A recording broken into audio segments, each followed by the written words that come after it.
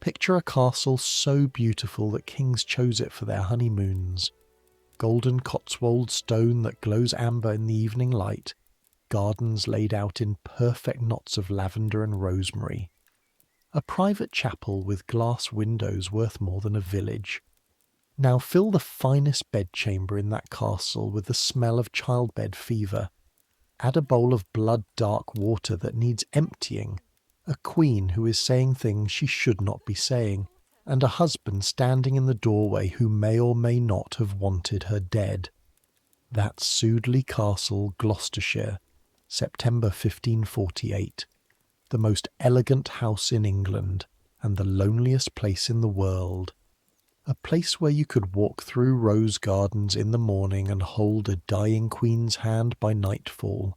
We're going back there tonight. Not as historians reading about the sixth wife of Henry VIII, the one who survived. We're living it.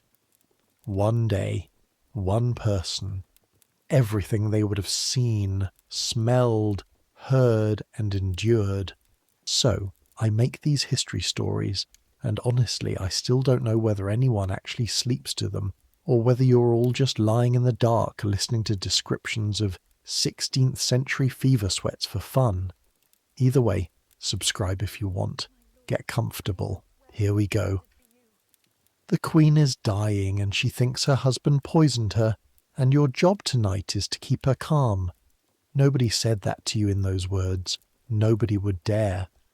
But that is what it comes down to, and you have known it since yesterday afternoon, when Lady Tyrwhitt pulled you into the still room, gripped your wrist harder than she meant to, and said, "Keep your face still, whatever she says. Whatever she says. Do you understand me, girl?" You said yes, my lady. You did not understand. You understand now. Your eyes open to darkness. For a moment, maybe half a second, you've forgotten where you are. Then it hits you. The smell. It's not just one smell. It's layers. Burnt rosemary from the herbs Lady Tyrwhitt ordered thrown on the fire to sweeten the air. And it did not sweeten anything. It just added smoke to what was already there. Tallow from the cheap candle stub burning on the chest by the door. Mutton fat, greasy and thick at the back of your throat. Sour milk because somewhere down the corridor a wet nurse is feeding a 6-day-old baby girl whose mother cannot feed her. And underneath all of it, filling the room like water fills a well, the smell of childbed fever. Sweet and wrong. Like meat left too long in summer. Like something turning. It comes off the great bed in waves, and it has soaked into the hangings, into the rushes on the floor, into your own sleeves, into you. Welcome to Sudeley Castle, Gloucestershire, in the 3rd of September, 1548, the second year of the reign of the boy king, Edward VI. Henry VIII has been dead for 19 months, and the woman he could not kill is dying anyway. You're lying on a straw pallet on the floor of the Queen's outer chamber, wedged between a linen chest and the cold stone of the wall, above the great parlour, in the finest range of rooms in the newest wing of the finest castle in Gloucestershire. Your name is Joan Barnsley.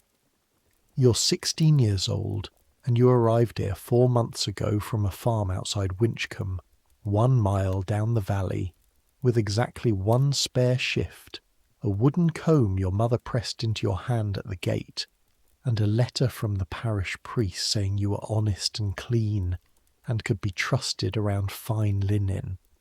Back home, everyone said serving in the Queen's household would be the making of you. They weren't wrong. They just didn't say what it would cost. You are not a lady. Let's be clear about that from the start, because in this world it matters more than almost anything. The Queen Dowager keeps ladies, gentlewomen of good family, who sit with her and read with her and hold her hand. You are below them. You're a chamberer, the lowest kind, the kind who carries. You carry water up. You carry basins down. You carry soiled linen to the laundry in a covered basket, so that no one has to see what a queen's body does when it is failing. Your hands are the hands that touch the things nobody else wants to touch, and your face is supposed to be a wall, and your ears are supposed to be stopped with wax. Your ears are not stopped with wax. That is the problem. That has been the problem for 2 days. Somewhere below in the courtyard a bell rings the hour. Not church bells, not yet. The parish bells of St. Peter's down in Winchcombe won't ring until dawn. This is the castle's own bell, small and flat, telling the watch to change. You count the strokes without meaning to. 4. 4 in the morning. You have slept, at most, 2 hours, and the last thing you heard before sleep took you was the Queen's voice through the inner door, high and clear and terribly reasonable, saying, "I am not well handled. I am not well handled, my lord." And you will hear that voice again in a moment, because that is what woke you, not the bell. Her. Through the heavy oak of the inner door, muffled by tapestry and distance, the Queen Dowager of England is talking. At 4 in the morning, to a room that, as far as you know, holds only one exhausted lady and a maid nodding on a stool. You lie still on your pallet and listen to a dead king's widow arguing with people who are not there, and your heart goes small and cold in your chest, because today is your day to serve in the inner chamber. Today the wall of your face will be tested. Get up, Joan. The water won't carry itself. The floor is cold. That is the first fact of every morning, and this one is no different. You push the blanket back and the chill of the stone comes up through the pallet straw and into your knees as you kneel to fold your bedding, because bedding left unfolded in a queen's outer chamber is a beating, or at least a slap from Mistress Agnes, who runs the chamber as the way a sergeant runs pikemen. Your fingers are stiff. There's a crack at the corner of your right thumbnail that has been there for a week, split by lye and cold water, and every time you fold linen it catches on the cloth, a tiny bright bite of pain, and you have learned to fold with your thumb tucked in. You dress in the dark because you have done it 100 times. Rough wool kirtle over your shift, laced up the front by feel, your fingers finding the eyelets the way they would find the teats of your father's cow without thought. Your apron, still damp at the hem from yesterday's washing water. Your coif tied under your chin, every strand of hair pushed under it, because a loose hair in a sick room is slovenliness, and slovenliness near a queen is close to sin. Your shoes are leather gone hard as wood at the toes. You have stuffed them with raw wool from a hedge, and even so, the first 10 steps of every day feel like walking on your own bones, down the back stair, 22 steps, spiral, worn hollow in the middle of each tread by feet that have been doing this since the castle was built, and it was built in its bones more than 100 years ago by a man named Ralph Boteler, who chose this valley because a stream ran through it, and lost the whole castle to a king in a quarrel, and is said to have looked back from the hilltop and said, "Sudeley, thou art the traitor, not I." The new banqueting hall and the fine lodgings went up under Richard III, before he was king, before Bosworth, before all of that. Your grandmother remembers men who claim their grandfathers hauled stone for it. That's how time works here. Nothing is old to itself. The kitchen at 4 in the morning is the only warm room in the castle, and it is already at war. The fires have been fed since 3.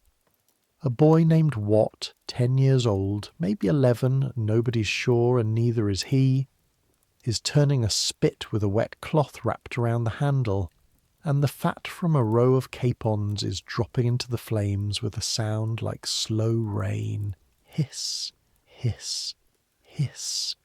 and the smell of roasting bird fills the room and makes your empty stomach clench like a fist. Those capons are not for you. Nothing that smells like that is ever for you. They are for the Lord Admiral's table because Thomas Seymour, Baron Seymour of Sudeley, Lord High Admiral of England, husband of the dying Queen upstairs, still keeps a table of 120 gentlemen and yeomen in this house, and 120 men eat like a plague of locusts whether their mistress is dying or not. Think about that number for a moment. 120 retainers, plus the Queen's own side of the household, her ladies, her gentlewomen, her maids, her chamberers, her grooms. Well over 200 souls inside one circuit of walls in a valley whose village holds barely more. The Queen Dowager came to Sudeley in June with a household fit for the woman she still, in law and in her own mind, partly was, the First Lady of England after the King's sisters, the widow of Henry VIII, the only one of his 6 wives who got out alive. And when I say she got out alive, I need you to understand what that means, because you know the stories. Everyone in England knows the stories.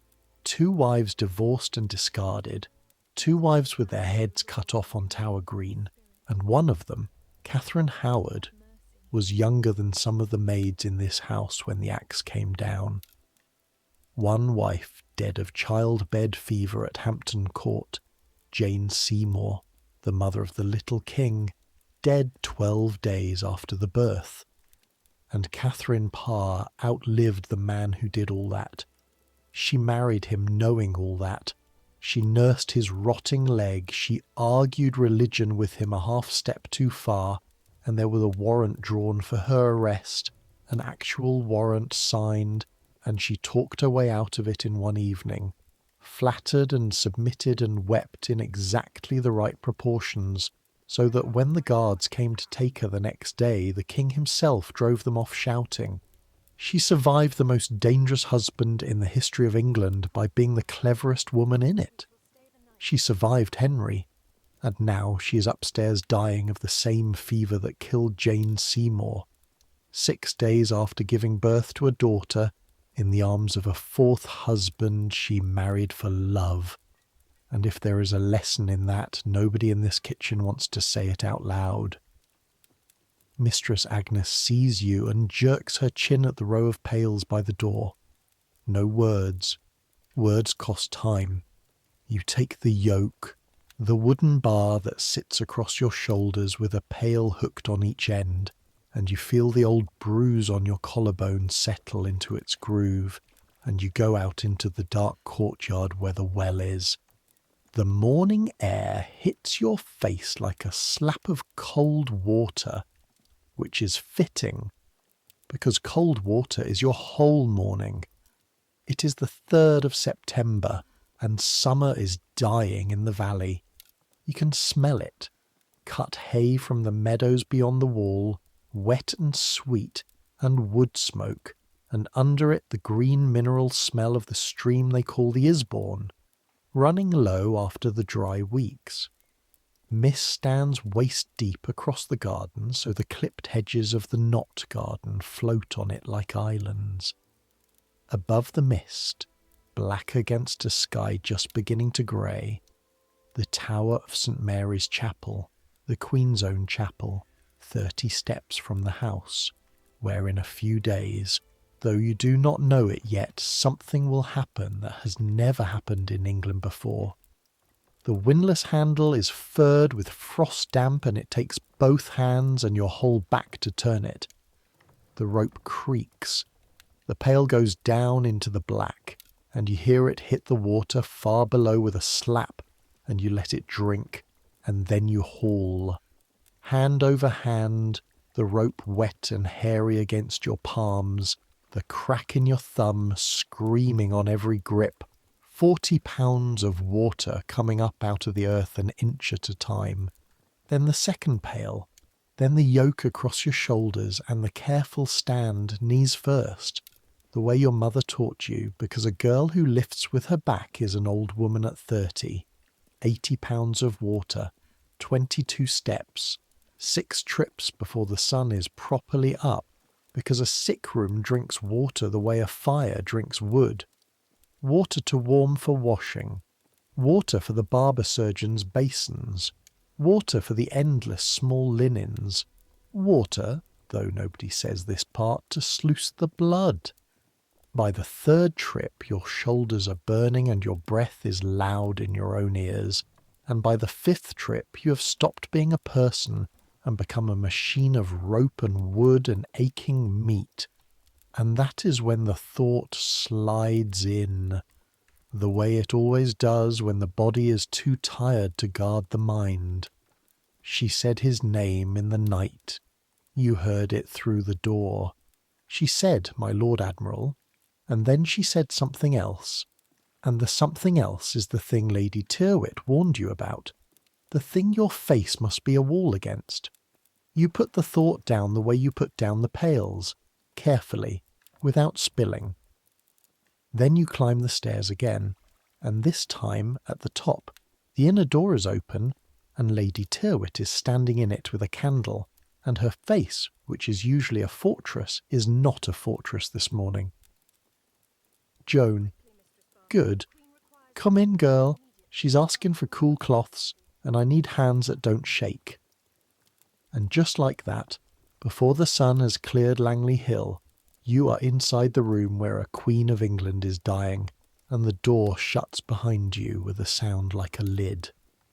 The first thing you notice is the heat. The outer chamber was cold enough to see your breath. This room is like walking into an oven with the door left open. A fire is roaring in the hearth, built up high, because the physicians believe fever must be sweated out, that the bad humours leave the body through the skin, and so the sicker she gets, the hotter they keep her. The windows are shut and shuttered. Night air is dangerous air, everyone knows this. Air itself carries corruption, and so a woman burning from the inside is sealed in a box of heat with her own miasma, and this is the best medicine in England. This is what queens get. The second thing you notice is the bed. It is enormous, a great carved thing of dark oak hung with crimson damask worked in gold thread. A bed that travelled here in pieces on carts from London. A bed that has held her through 4 months of pregnancy in this castle. A bed that 6 days ago held the birth. The hangings are tied back on one side. The mattress has been remade with fresh feather beds and fresh linen. You carried some of that linen yourself, and it does not matter, because the smell is in everything now, and no linen in Gloucestershire can cover it. And in the middle of all that crimson and gold propped on a bank of pillows, small in a way that stops your breath for a second, is Catherine. You have to be careful even thinking her name without titles. But here is the truth of what you see. A woman of 36. Auburn hair, dark with sweat, unbound, spread on the pillow like something spilled. Skin that was famous, milk white, cared for with rosewater and expensive Spanish soap, now flushed unevenly, red at the cheeks and throat, grey at the temples. Her lips are cracked, her eyes are closed but moving under the lids, and her hands, her beautiful hands that wrote books, actual printed books, the first ever published in England under a woman's own name. Her hands are plucking at the coverlet, picking at it, gathering little folds of cloth and letting them go over and over like a woman carding wool in her sleep. You know what that means. Everyone from her farm knows what that means. You have seen it in grandmothers and you have seen it in a neighbour after a bad birth. The old women call it fumbling at the sheets, and they say it means the soul is packing for the journey. You put that thought down too. Your face is a wall. You carry the water to the hearth, and you pour it into the standing basin. And you begin. Here is what tending a fever actually is, at the level where you live. It is not drama. It is not weeping at the bedside. It is small, endless, repeated work with your hands, and you fall into it now the way you fall into milking or churning, because the work is the only thing in this room that makes sense. You fold a linen cloth into a pad the size of your 2 palms. You dip it in the basin of water that stood all night going cool. Wring it hard. Twist until your knuckles whiten and the last drops run down your wrists and up your sleeves, because a dripping cloth on a queen is a scolding. You carry it to the bed. Lady Tyrwhitt lifts the queen's hair aside, and you lay the cold cloth on her brow, and you feel through the linen, through your own fingertips, the heat coming off her skin. It is not like touching a person. It is like holding your hand near a loaf just drawn from the oven. The cloth is blood warm in the time it takes to say a paternoster. You take it away, dip, wring, replace. Dip, wring, replace. Your hands go red and puckered. The crack in your thumb burns with every wringing, a thin line of fire, and you keep your face a wall. Somewhere in the 3rd or 4th exchange of cloths, without opening her eyes, the Queen speaks. Lady Tyrwhitt. I am here, madam. What hour is it? Coming up to 6, madam. Morning, a fine morning. A pause. The fire cracks, a log shifts, and a soft rush of sparks goes up the chimney. I do not think, the Queen says in a voice as clear and courteous as if she were declining a second helping at dinner, that I shall see many more of them. Madame, you must not say so. The doctor says the fever will break. The doctor? The cracked lips move into something that is almost a smile.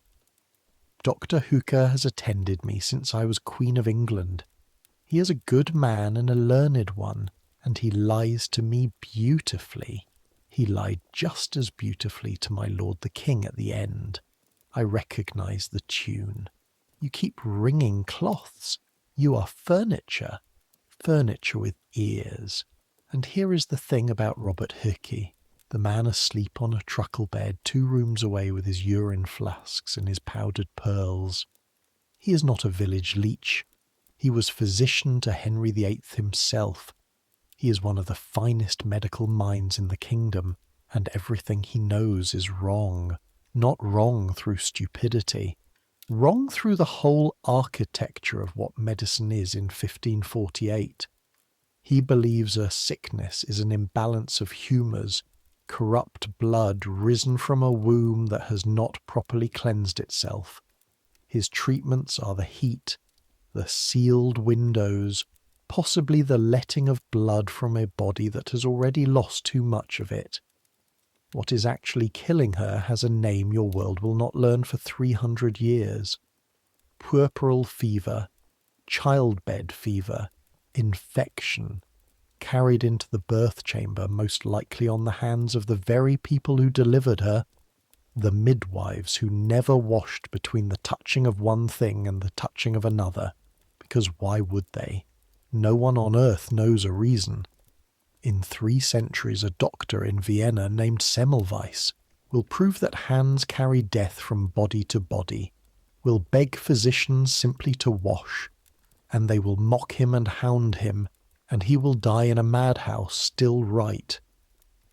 But that is far away. Here, now, there is a woman burning, and cool cloths, and your 2 red hands, and they are, God help everyone, roughly as much use as anything Dr. Hookey will do today. The Queen's eyes open. They find Lady Tyrwhitt first, then the window, then briefly, you. You look down at the basin instantly, the way you were taught. No servant meets a royal eye, but in that half-second you see that her eyes are the one part of her the fever has not touched, brown, quick, and terribly awake. Whatever is fumbling at the sheets, it is not her mind. Not yet. Her mind is in there watching everything, and that, you will think later, was the cruelest part. She knew. She was Catherine Parr, the cleverest woman in England, and she diagnosed her own death days before her doctor admitted it, and nobody in the room was permitted to agree with her. "Where is the child?" she asks. "With the nurse, madam, feeding well, a strong little lady, lungs like a herald." Something moves through the Queen's face at that. Not a smile exactly.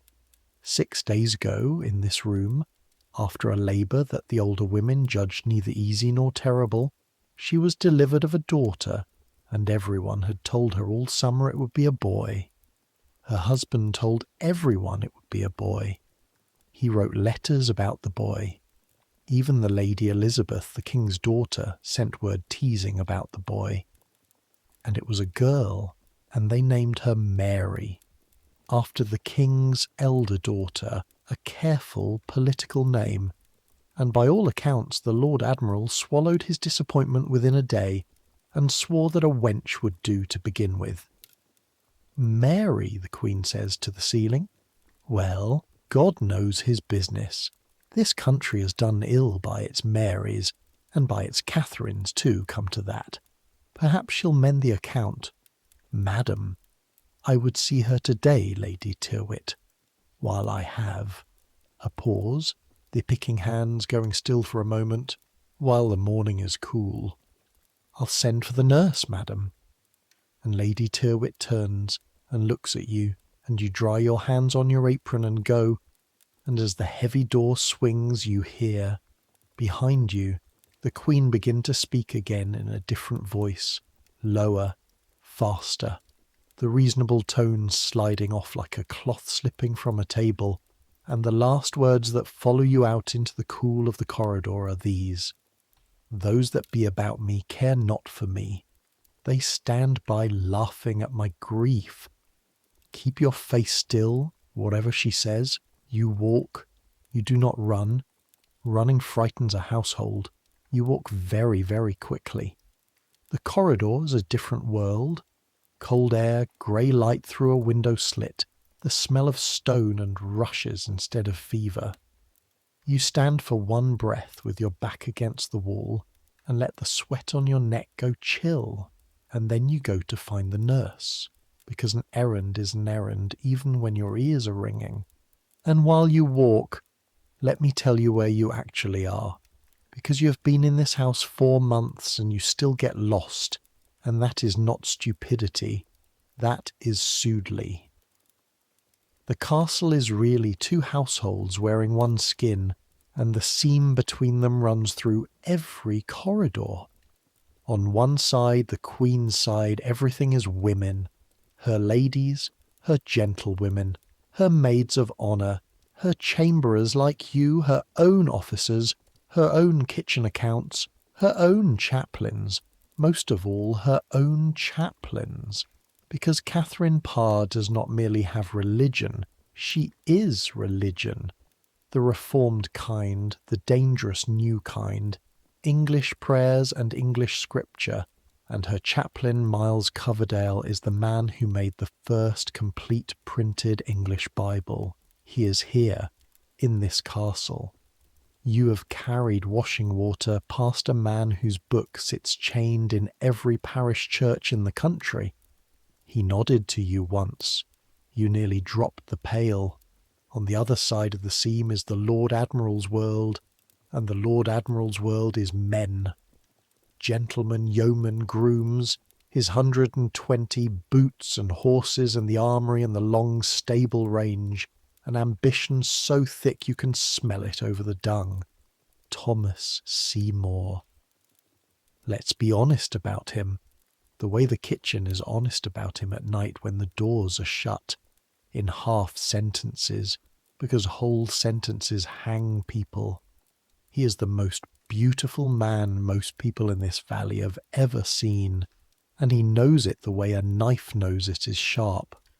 Tall, big-shouldered, a bright brown gold beard, a voice made for a hall, a laugh you can hear across a courtyard. He is the little king's uncle, brother of dead Queen Jane, and that is exactly the wound he cannot stop touching, because he is the second brother. The elder, Edward Seymour, Duke of Somerset, rules England outright as Lord Protector while the king is a child, and Thomas got a barony, and the Admiralty and a seat at the Council, and it is not enough. Nothing has ever been enough.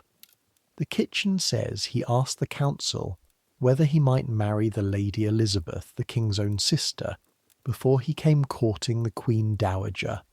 The kitchen says he married Catherine so fast after old Henry died, in secret in the spring, that if she had fallen pregnant at once, no one alive could have sworn whose child it was. The old kings or the new husbands, and the scandal shook the Council like a wet dog. The kitchen says a great deal more than that, about the household at Chelsea before Sudeley, about the Lady Elizabeth who is 14, and the morning romps in her bedchamber, and the day the Queen found the two of them alone, his arms about the girl, and how the Lady Elizabeth was sent away from the household within weeks, and how the Queen carried that with her, 5 months gone with child, when she came to this quiet golden valley to wait for her lying in. You are not at Chelsea. You know only what everyone knows, but you have watched him these 4 months, and here is your own small evidence, worth exactly what a farm girl's evidence is worth, which is nothing, so keep it behind your teeth. He is kind in bursts, the way weather is kind. He gave a groom a shilling for a song. He also once made a serving man stand in the rain, holding his stirrup for the length of a whole conversation he could easily have ended. He loves his wife the way he loves everything, loudly and in front of witnesses. And 2 days ago, when the fever took hold and her mind began to slip its moorings, she said, in front of witnesses, with her hand in his, "My lord, I would have given 1,000 marks to have had my full talk with Dr. Hukey, and you have given me many shrewd taunts, and worse." She said the words you heard through the door, "Those that be about me care not for me." Was she raving?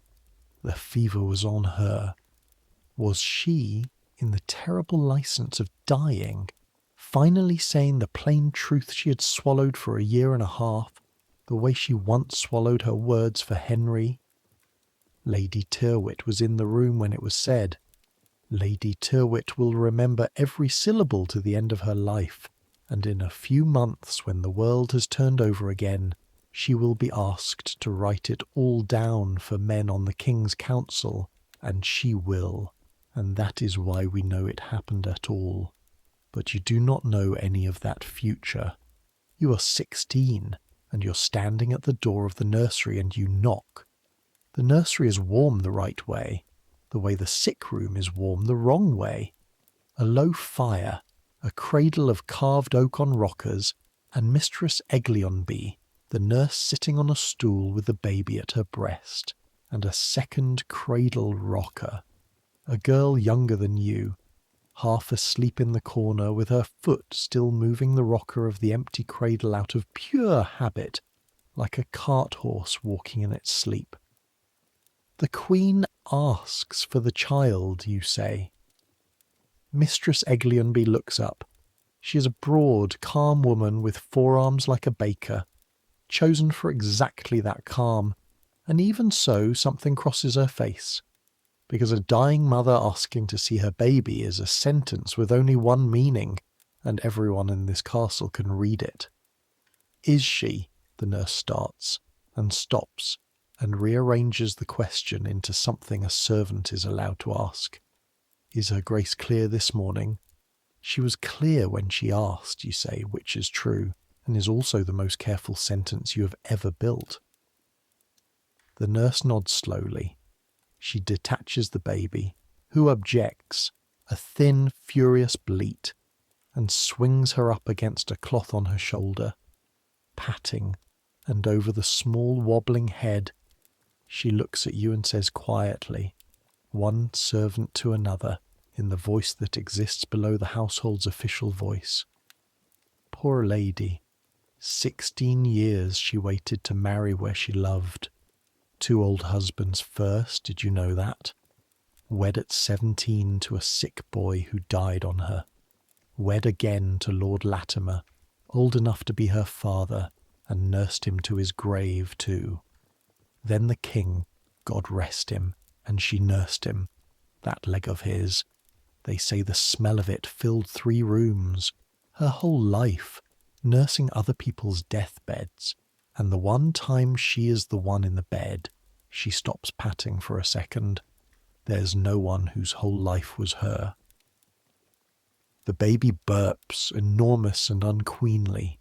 In the corner the rocker girl snorts awake and pretends she wasn't sleeping. There's her, you say, looking at the baby, because you are 16 and you still say things. Aye, says Mistress Eglinby, wrapping the child tight in her bands, linen wound firm around arms and legs the way all babies are wrapped, a small stiff parcel with a furious pink face. There's her, 6 days old, and please God she never understands what this week cost. She stands, settles the parcel along her forearm. Come then, Lady Mary Seymour, come and give thy mother good morrow. And you walk ahead of them down the corridor to open doors, past a window where the sun has finally cleared the hill and lies gold on the floor rushes, and from the courtyard below comes the ordinary morning din of a great house, hooves, a barrow's wheel, a man laughing, someone beating a carpet, whack, whack, whack, and none of it knows or cares, and you think, the whole world is a castle where someone is always dying upstairs, and the carpets still have to be beaten. You will think that thought again later at the worst moment of this day. Hold on to it. It is 16 years old, and it is truer than most of Dr. Hooker's library. Before the child can be carried in, the household must be fed, because a castle is a stomach before it is anything else, and even a queen's dying waits on bread. Breakfast for the servants is taken standing in the passage outside the buttery, and it is this: a hunk of yesterday's bread, dense, brown, sour-smelling in the good way, with a crust that fights your teeth, and a wooden cup of small beer, the weak safe stuff everyone drinks from childhood, because the water in most places will kill you faster than any king. Sudeley's well water is famously sweet, but habits are habits, and small beer it is. You eat with your back against the passage wall, tearing the bread with your fingers because there is no knife for the likes of you at breakfast, feeling the sourness flood your mouth and your stomach unclench around it, and around you the passage does what the passage does every morning, which is trade. Not goods, information, the true currency of a great house. The baker's man says the Lord Admiral was up before dawn and rode out with only 2 grooms, no word where. A laundress says the Queen's fever soaked 3 shifts in the night. She washed them herself, and she drops her voice. There was blood again, more than there should be this many days after. The porter's boy says a rider came in from London at first light with letters, and the letters went not to the Admiral but to Master Parry, the treasurer man, and what do you make of that? Somebody makes something of it. Somebody always does. And a groom, chewing, says the thing that stops all the other talk. He says they've written to the Protector's people already, preparing them. 2 words, and the passage goes quiet because everyone standing in it can do the sum. You do not prepare the most powerful man in England for good news. The physicians can say what they like about the fever slackening. The household has already voted with its whispers, and the household is never wrong, because the household changes the sheets. You finish your bread. You lick your thumb and press it to the crumbs on your apron and eat those too, everyone, because your mother's daughter does not waste bread, and you go back up the stairs, and on the half landing where the window looks over the inner court, you stop, because coming across the court below is a sight the whole castle has learned to go quiet around. A small girl in grey walking with a book. Lady Jane Grey is 11 years old and walks like a sentence being written very carefully. Everything about her is exact. The part of her hair is exact. Her pace is exact. She holds the book, and it is always a book, not against her chest like a child, but flat on her two raised palms like an offering, because books are the only things you have ever seen her be tender with. She's the king's cousin, great-granddaughter of the 7th Henry, royal blood 3 careful steps from the throne, and she was bought. That is the plain kitchen word for it, and the kitchen uses it. The Lord Admiral paid her father hard money, some say £2,000 promised, for her wardship, for the right to keep her, raise her, and, everyone understands, to sell her marriage, and the marriage he talks of is to the king himself.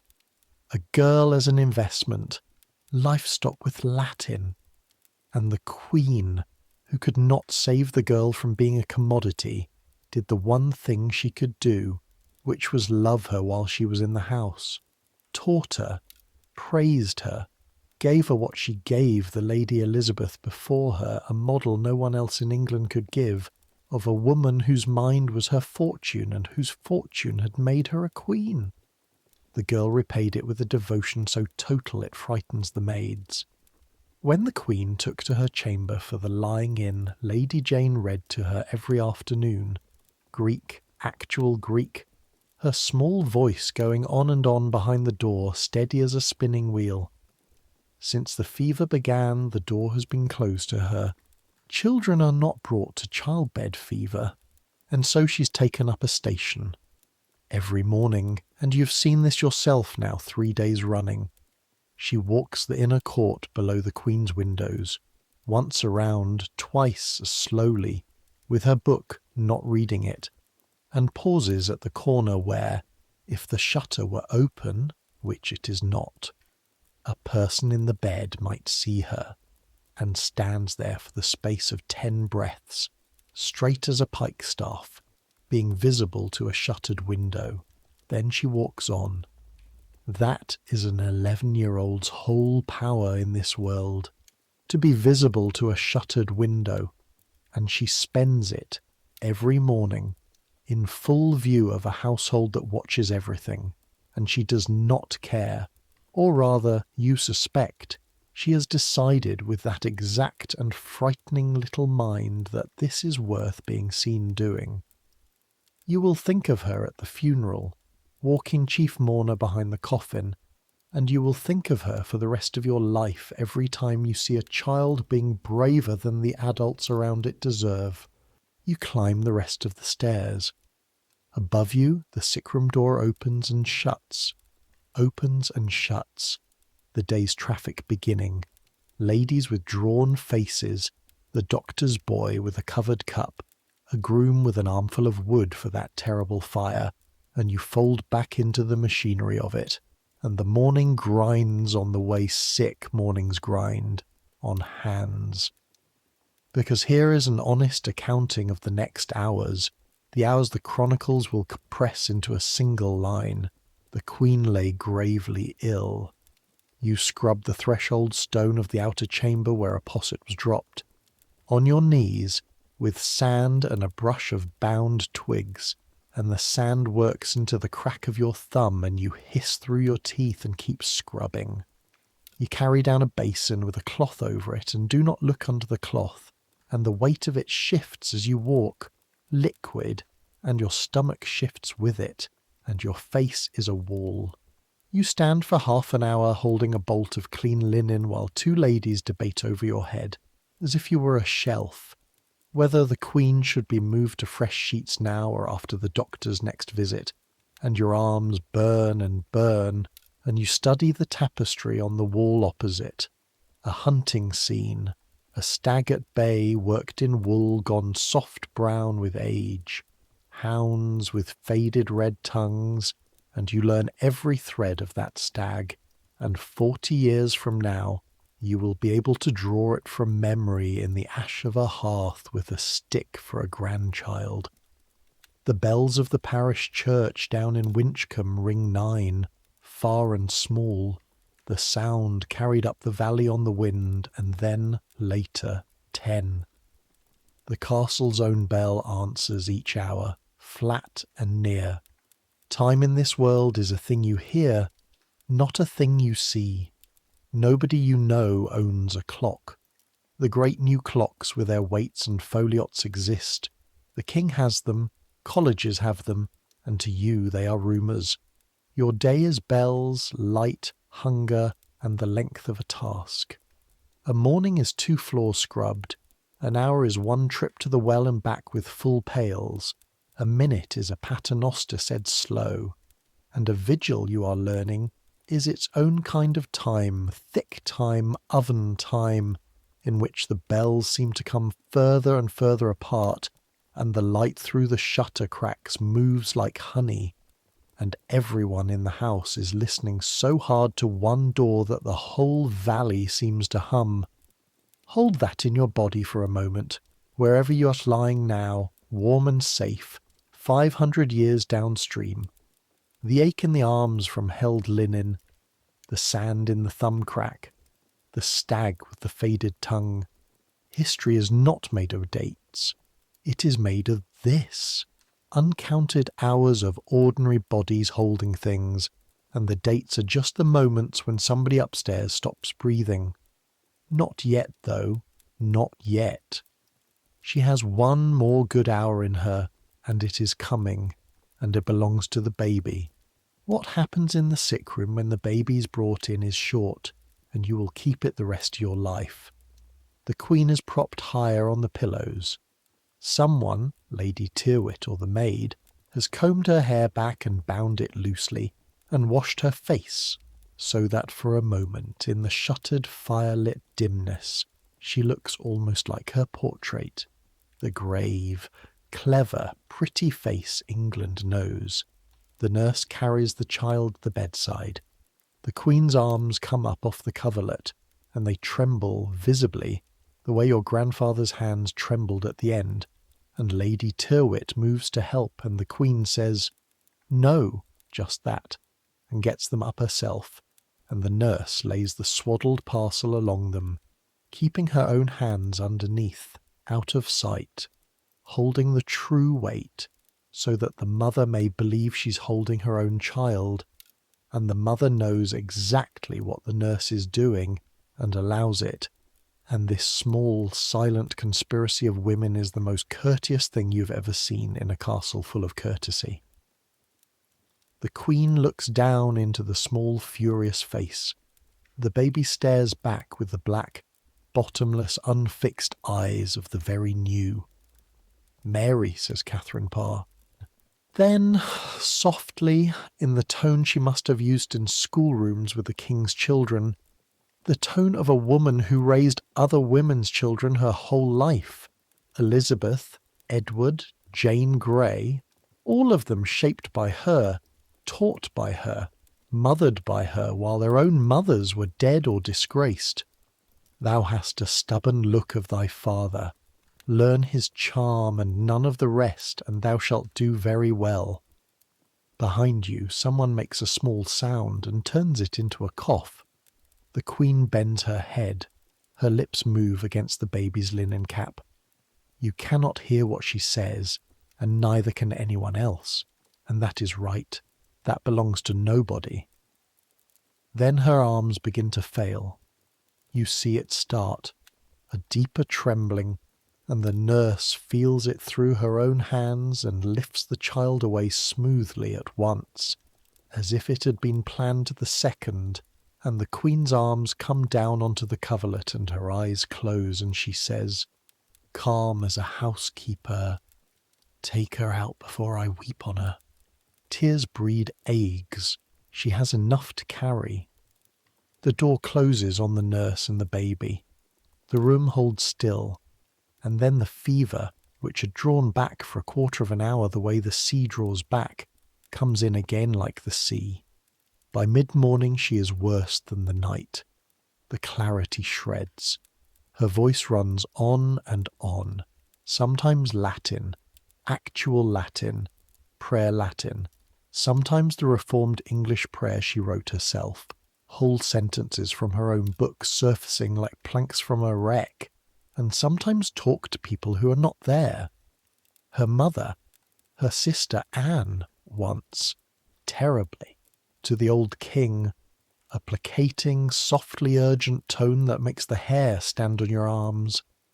No, sir, I mean only that women's learning is but to be schooled by their husbands.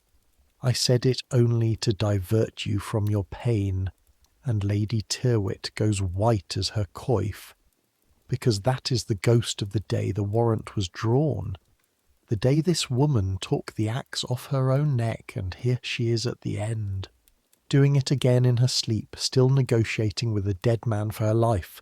That is what surviving Henry VIII cost. It moved in behind her ribs and never left.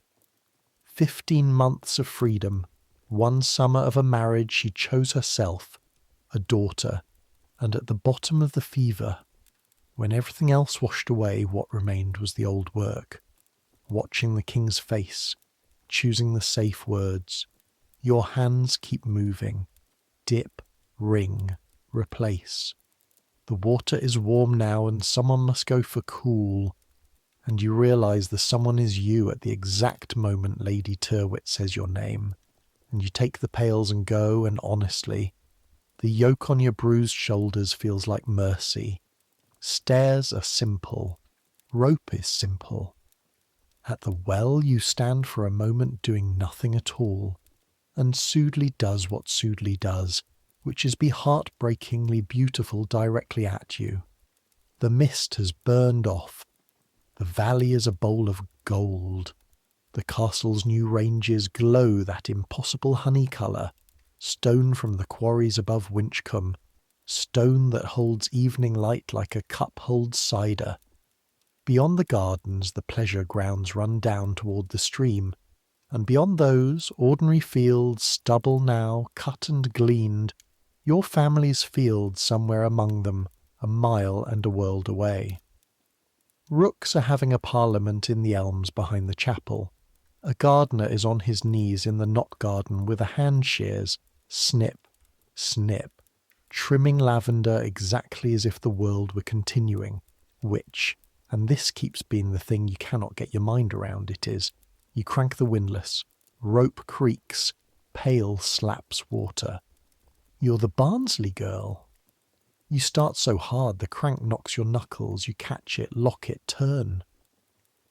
An old man is sitting on the low wall by the herb beds in the sun, and you know him by sight, everyone does. Old Perkin, they call him, though his name is Peter, gardener at Sudeley since before anyone can count. He claims 80 years. He claims a lot of things. He has a face like a stored apple, brown and folded, and hands that no longer straighten. The fingers curled toward the palm as if forever gripping a spade. And when he shells peas, the pods have to be pressed against his palm heel. He was here, he says, when the castle belonged to the crown, and stood half shut for decades, kept alive by 3 servants and the rooks. He was here when word came that the old king had died. He is, in the geology of this place, bedrock. Yes, Master Perkin. Sit thee down a minute, the water'll keep. Nothing up those stairs will happen faster for thy running. You should not. You sit. Your legs make the decision without consulting you, and the sun-warmed stone of the wall comes up through your skirts like a blessing. How does she? He asks. Not the Queen, not her Grace. She. In this garden, at this hour, titles have been sent indoors. You give him the sentence you have decided you're allowed to own. She's very sick. Aye. He turns his face up into the sun, eyes shut, an old lizard. I've buried 3 of my own out of childbed. 2 wives' worth of years between them, and it made no differ. First one. I was younger than thee. They said then what they say now. God's will. Bad air. A fright she took from a hare crossing her path. He opens one eye. It was none of those things, and I don't know what it was, and no more does the great doctor upstairs, and the differ between him and me is I don't know. Snip, snip, goes the other gardener among the lavender far off. I'll tell thee what I do know, says Perkin. I know stone. He pats the wall under him with a curled hand, gently like patting a horse. This house has stood through 5 kings, and it will stand through 5 more in some fashion. Boteler built it and lost it for one wrong word, Crookback. Richard held it and lost it with his crown in a ditch at Bosworth. Old Harry gave it out and took it back like a boy with a ball. Now the Admiral has it, and he is the proudest man in England, and mark me, girl, he leans in, and his breath is onions and something herbal. Stone stays. Men pass through stone like weather. She knew that, thy lady up there. First month she was here, she walked this garden every evening, big with child, and stopped by that chapel and laid her hand flat on the wall of it. Like this, he shows you, palm to the warm wall. The way the gentler beast. She knew what she was touching. Most of the great ones, they think the house is theirs. She knew she was the house's. He straightens up, groaning frankly about it. Now take thy water up, and hark to old Perkin. Whatever thee sees in that room, thee'll want to forget it, and thee won't be able. So don't waste strength trying. Put it somewhere in thee with a wall round it, and go on carrying pails. That's the whole trick of a long life. Walls and pails. He shuffles off toward the lavender. You stand and take the yoke, and the weight comes down on the bruise, and you climb. Walls and pails. You're still using that trick 60 years from now. An old woman by a fire in Winchcombe, when the children ask you, and they always ask, tell about the Queen. Tell about the day the Queen died. But we're not there yet. It is not yet noon. Just after the noon bell, before the Lord Admiral comes to the sick room, Mistress Agnes catches you at the foot of the stair, with an empty basket and a list she recites twice, because you cannot read fast enough yet to be trusted with paper alone, though the paper comes too, tucked in your bodice like a talisman, the apothecary in Winchcombe, gum-dragont, Manus Christi, the sugar of pearl, a paper of it, fresh galingale if he has it, and if he has none, ginger, and be back before 2, girl, and speak to no one of the household's business, which is Mistress Agnes's way of saying everyone will ask and you will be judged on how well you say nothing. And so, in the middle of the worst day of your service, you are given, absurdly, mercifully, a walk. Out through the gatehouse, past the porter who marks you through with a lift of his chin, and down the lane toward the town, and the moment the castle wall is behind you, the world changes temperature, not the air, you. Your shoulders come down from around your ears for the first time since the bell woke you, and you notice things again, which is how you know you had stopped noticing. The lane runs between hedges heavy with the end of summer, blackberries in the bramble, fat ones, and you pull a handful as you pass because no law of God or man was ever made against a walking girl and a hedge, and they burst warm and winey on your tongue, gritty with tiny seeds, and it is the best thing you've eaten in a month. Sloes coming blue on the blackthorn, old man's beard smoking grey over the top of the hedge, somewhere behind it sheep tearing grass with that steady wet rip, rip, the sound of money being made, because everything you can see, the hedges, the town, the church tower, the castle itself, all of it floats on wool. The whole Cotswold country is one great golden fleece. Merchants of the staple in Winchcombe and Northleach and Chipping Campden built those churches on sheep's backs. Wool going down to London and over the sea to Flanders since before living memory, and even now, with the wool trade shifting into cloth, the sheep still outnumber the people in this valley by 10 to 1 and behave like they know it. Winchcombe on a Friday afternoon is busy in its small way, and you thread the one long street with your basket on your hip. And you feel it at once, the thing you will try to explain to your granddaughter and never quite manage. Everyone knows. Nobody says. The whole street handles you like an egg. The wife at the shambles door, wiping her hands on her apron, calls, "Good day to thee, Joan Barnsley," in a voice pitched just so, gentle, and does not ask the question. And her not asking is the asking, and your good day, mistress, with nothing after it, is the answer. And her mouth goes soft, and she looks up the valley toward the castle for a heartbeat and goes back into her work. That transaction, wordless, complete, happens 5 times in 100 yards. News in this world does not travel by paper. It travels exactly like this, by tone. The apothecary's shop is a dim slot between a glover's and an alehouse, and it smells like nowhere else on earth. Bitter and sweet and dusty and green all at once. Dried herbs hanging in swags from the beams, crocks and boxes on shelves to the ceiling, a scale of brass, small weights lined up like chessmen.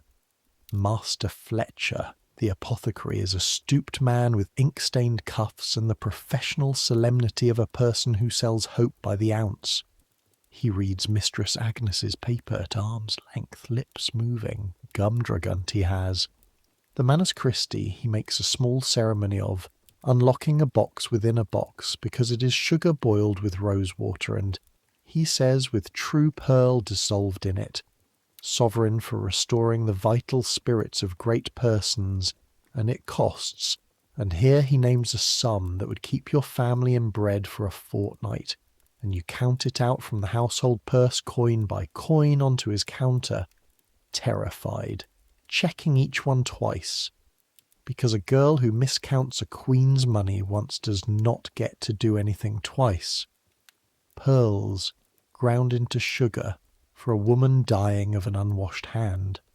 Nobody in this shop in this century could believe you if you told them.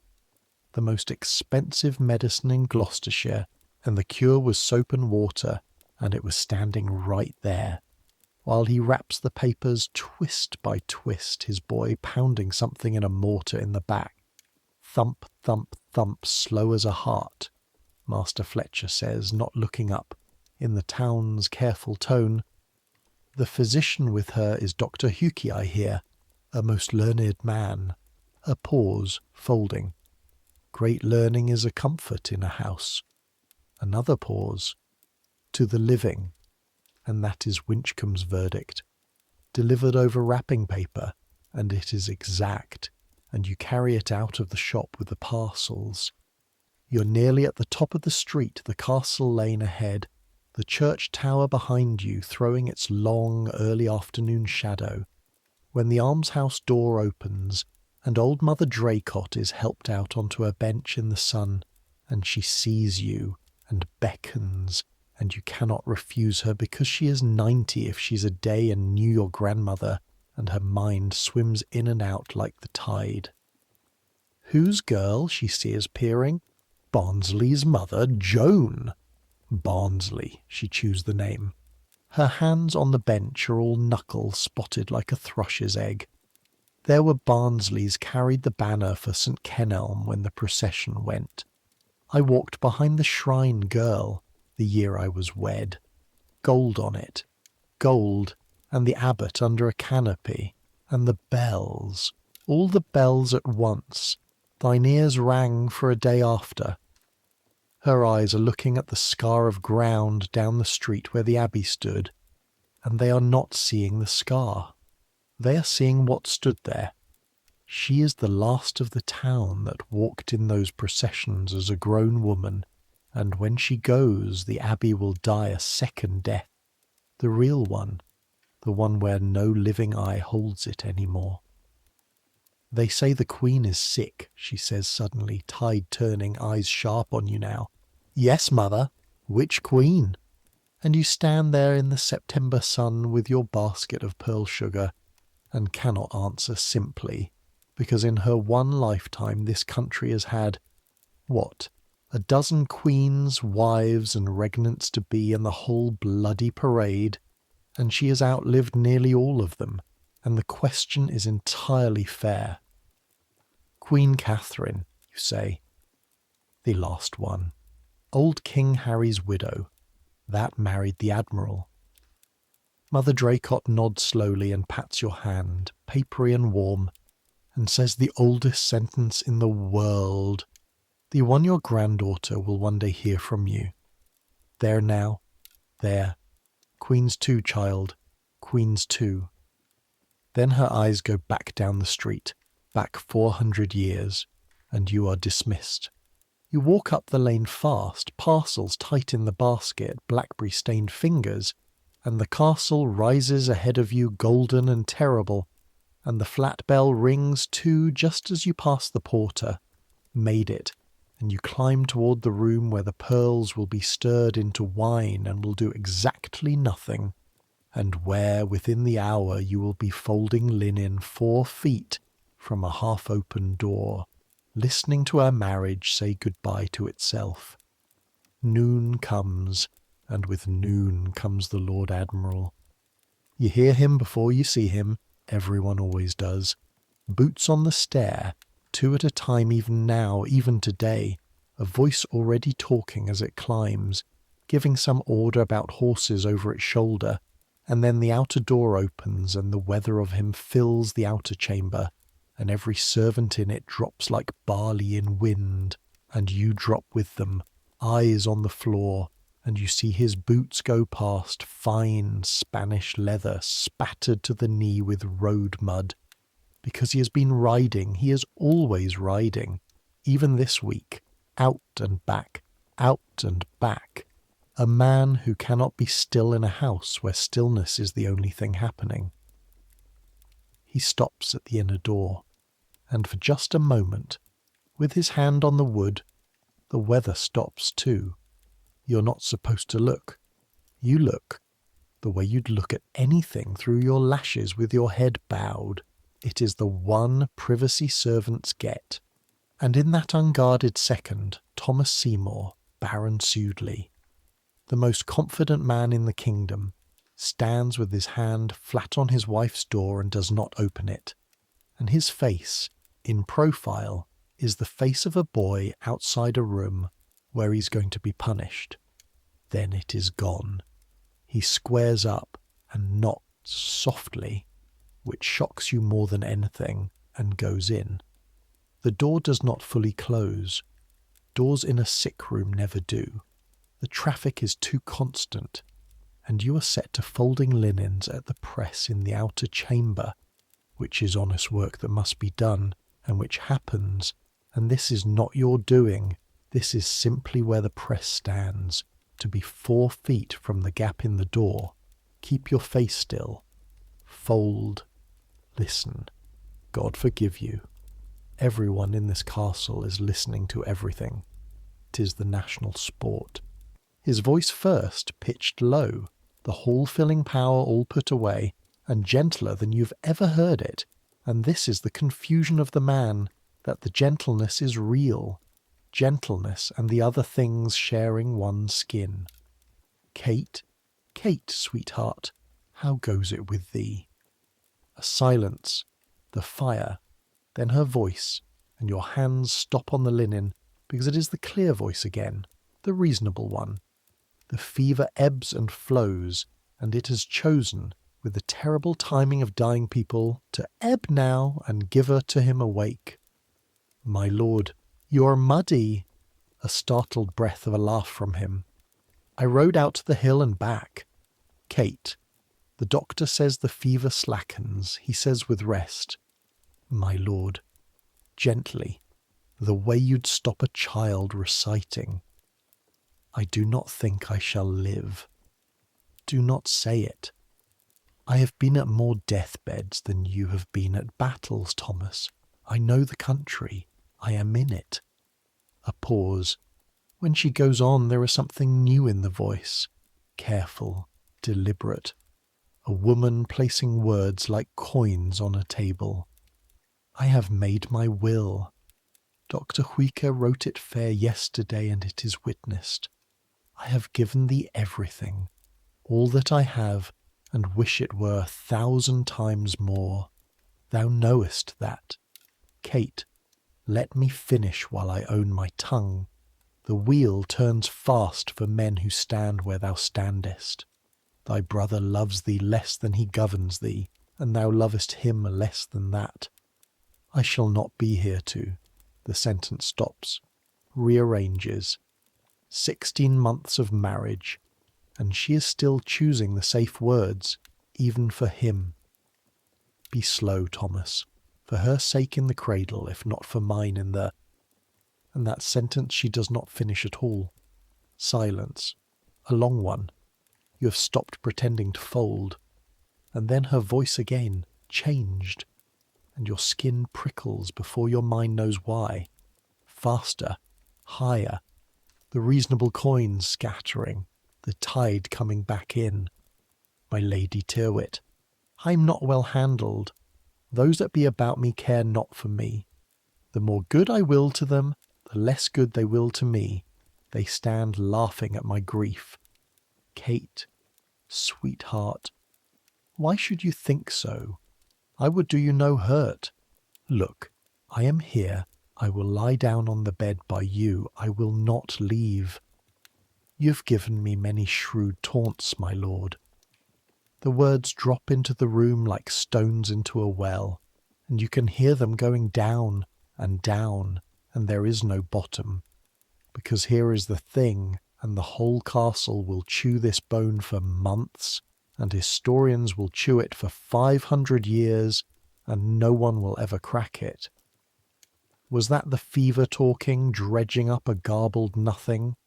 Or was it the truth of Chelsea, the truth about a 14-year-old princess and a husband's wandering hands, the thing she had ruled herself never to say, breaking out at last when the ruling mind stood down? Lady Tyrwhitt, who stood 2 feet away, wrote afterward that the Queen spoke with good memory and very earnestly, for her mind was far unquieted. Earnestly, not raving, earnestly.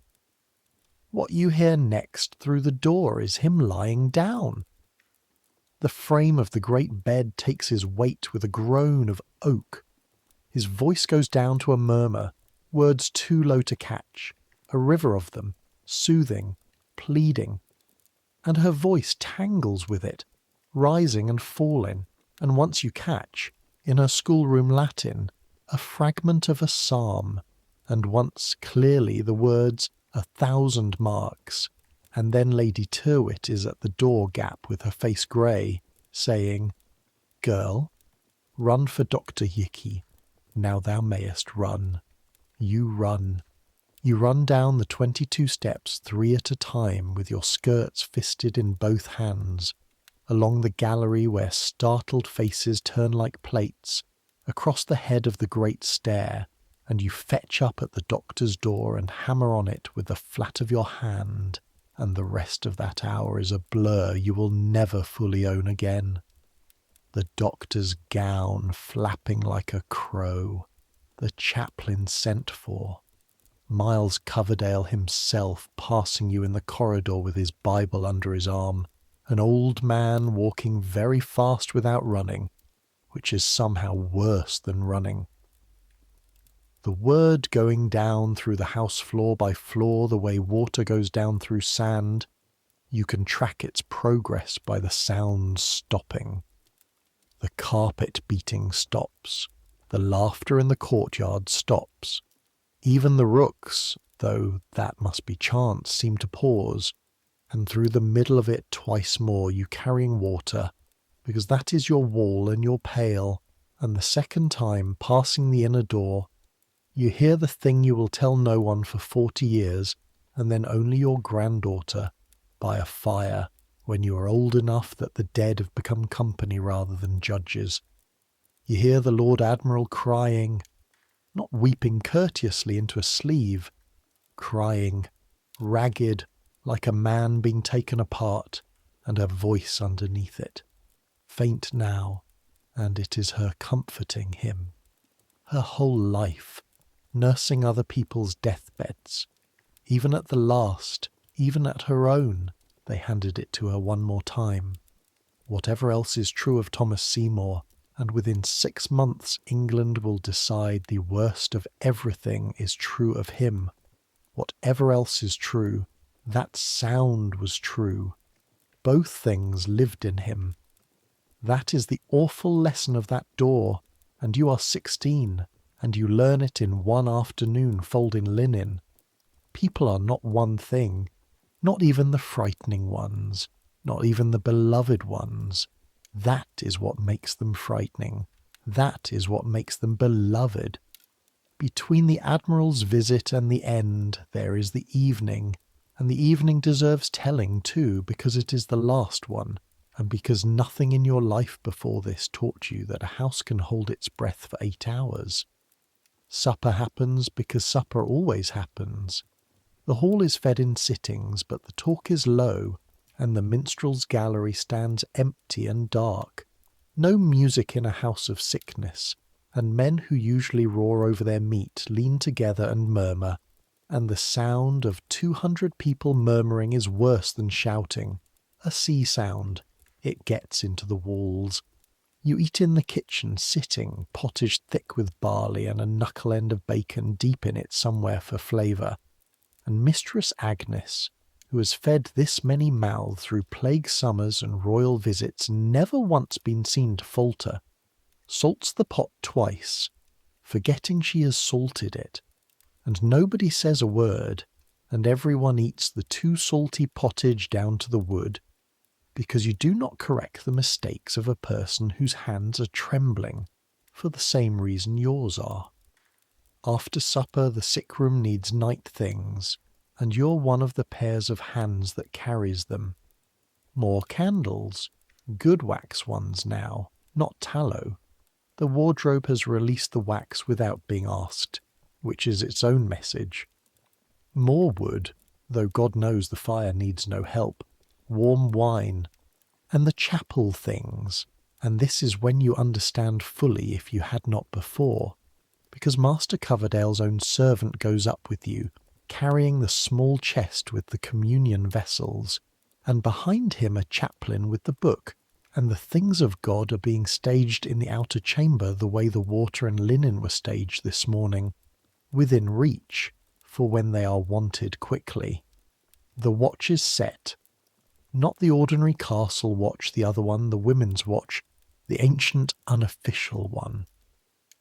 2 ladies in the sick room always turn and turn about through the night. A maid on a stool outside the inner door.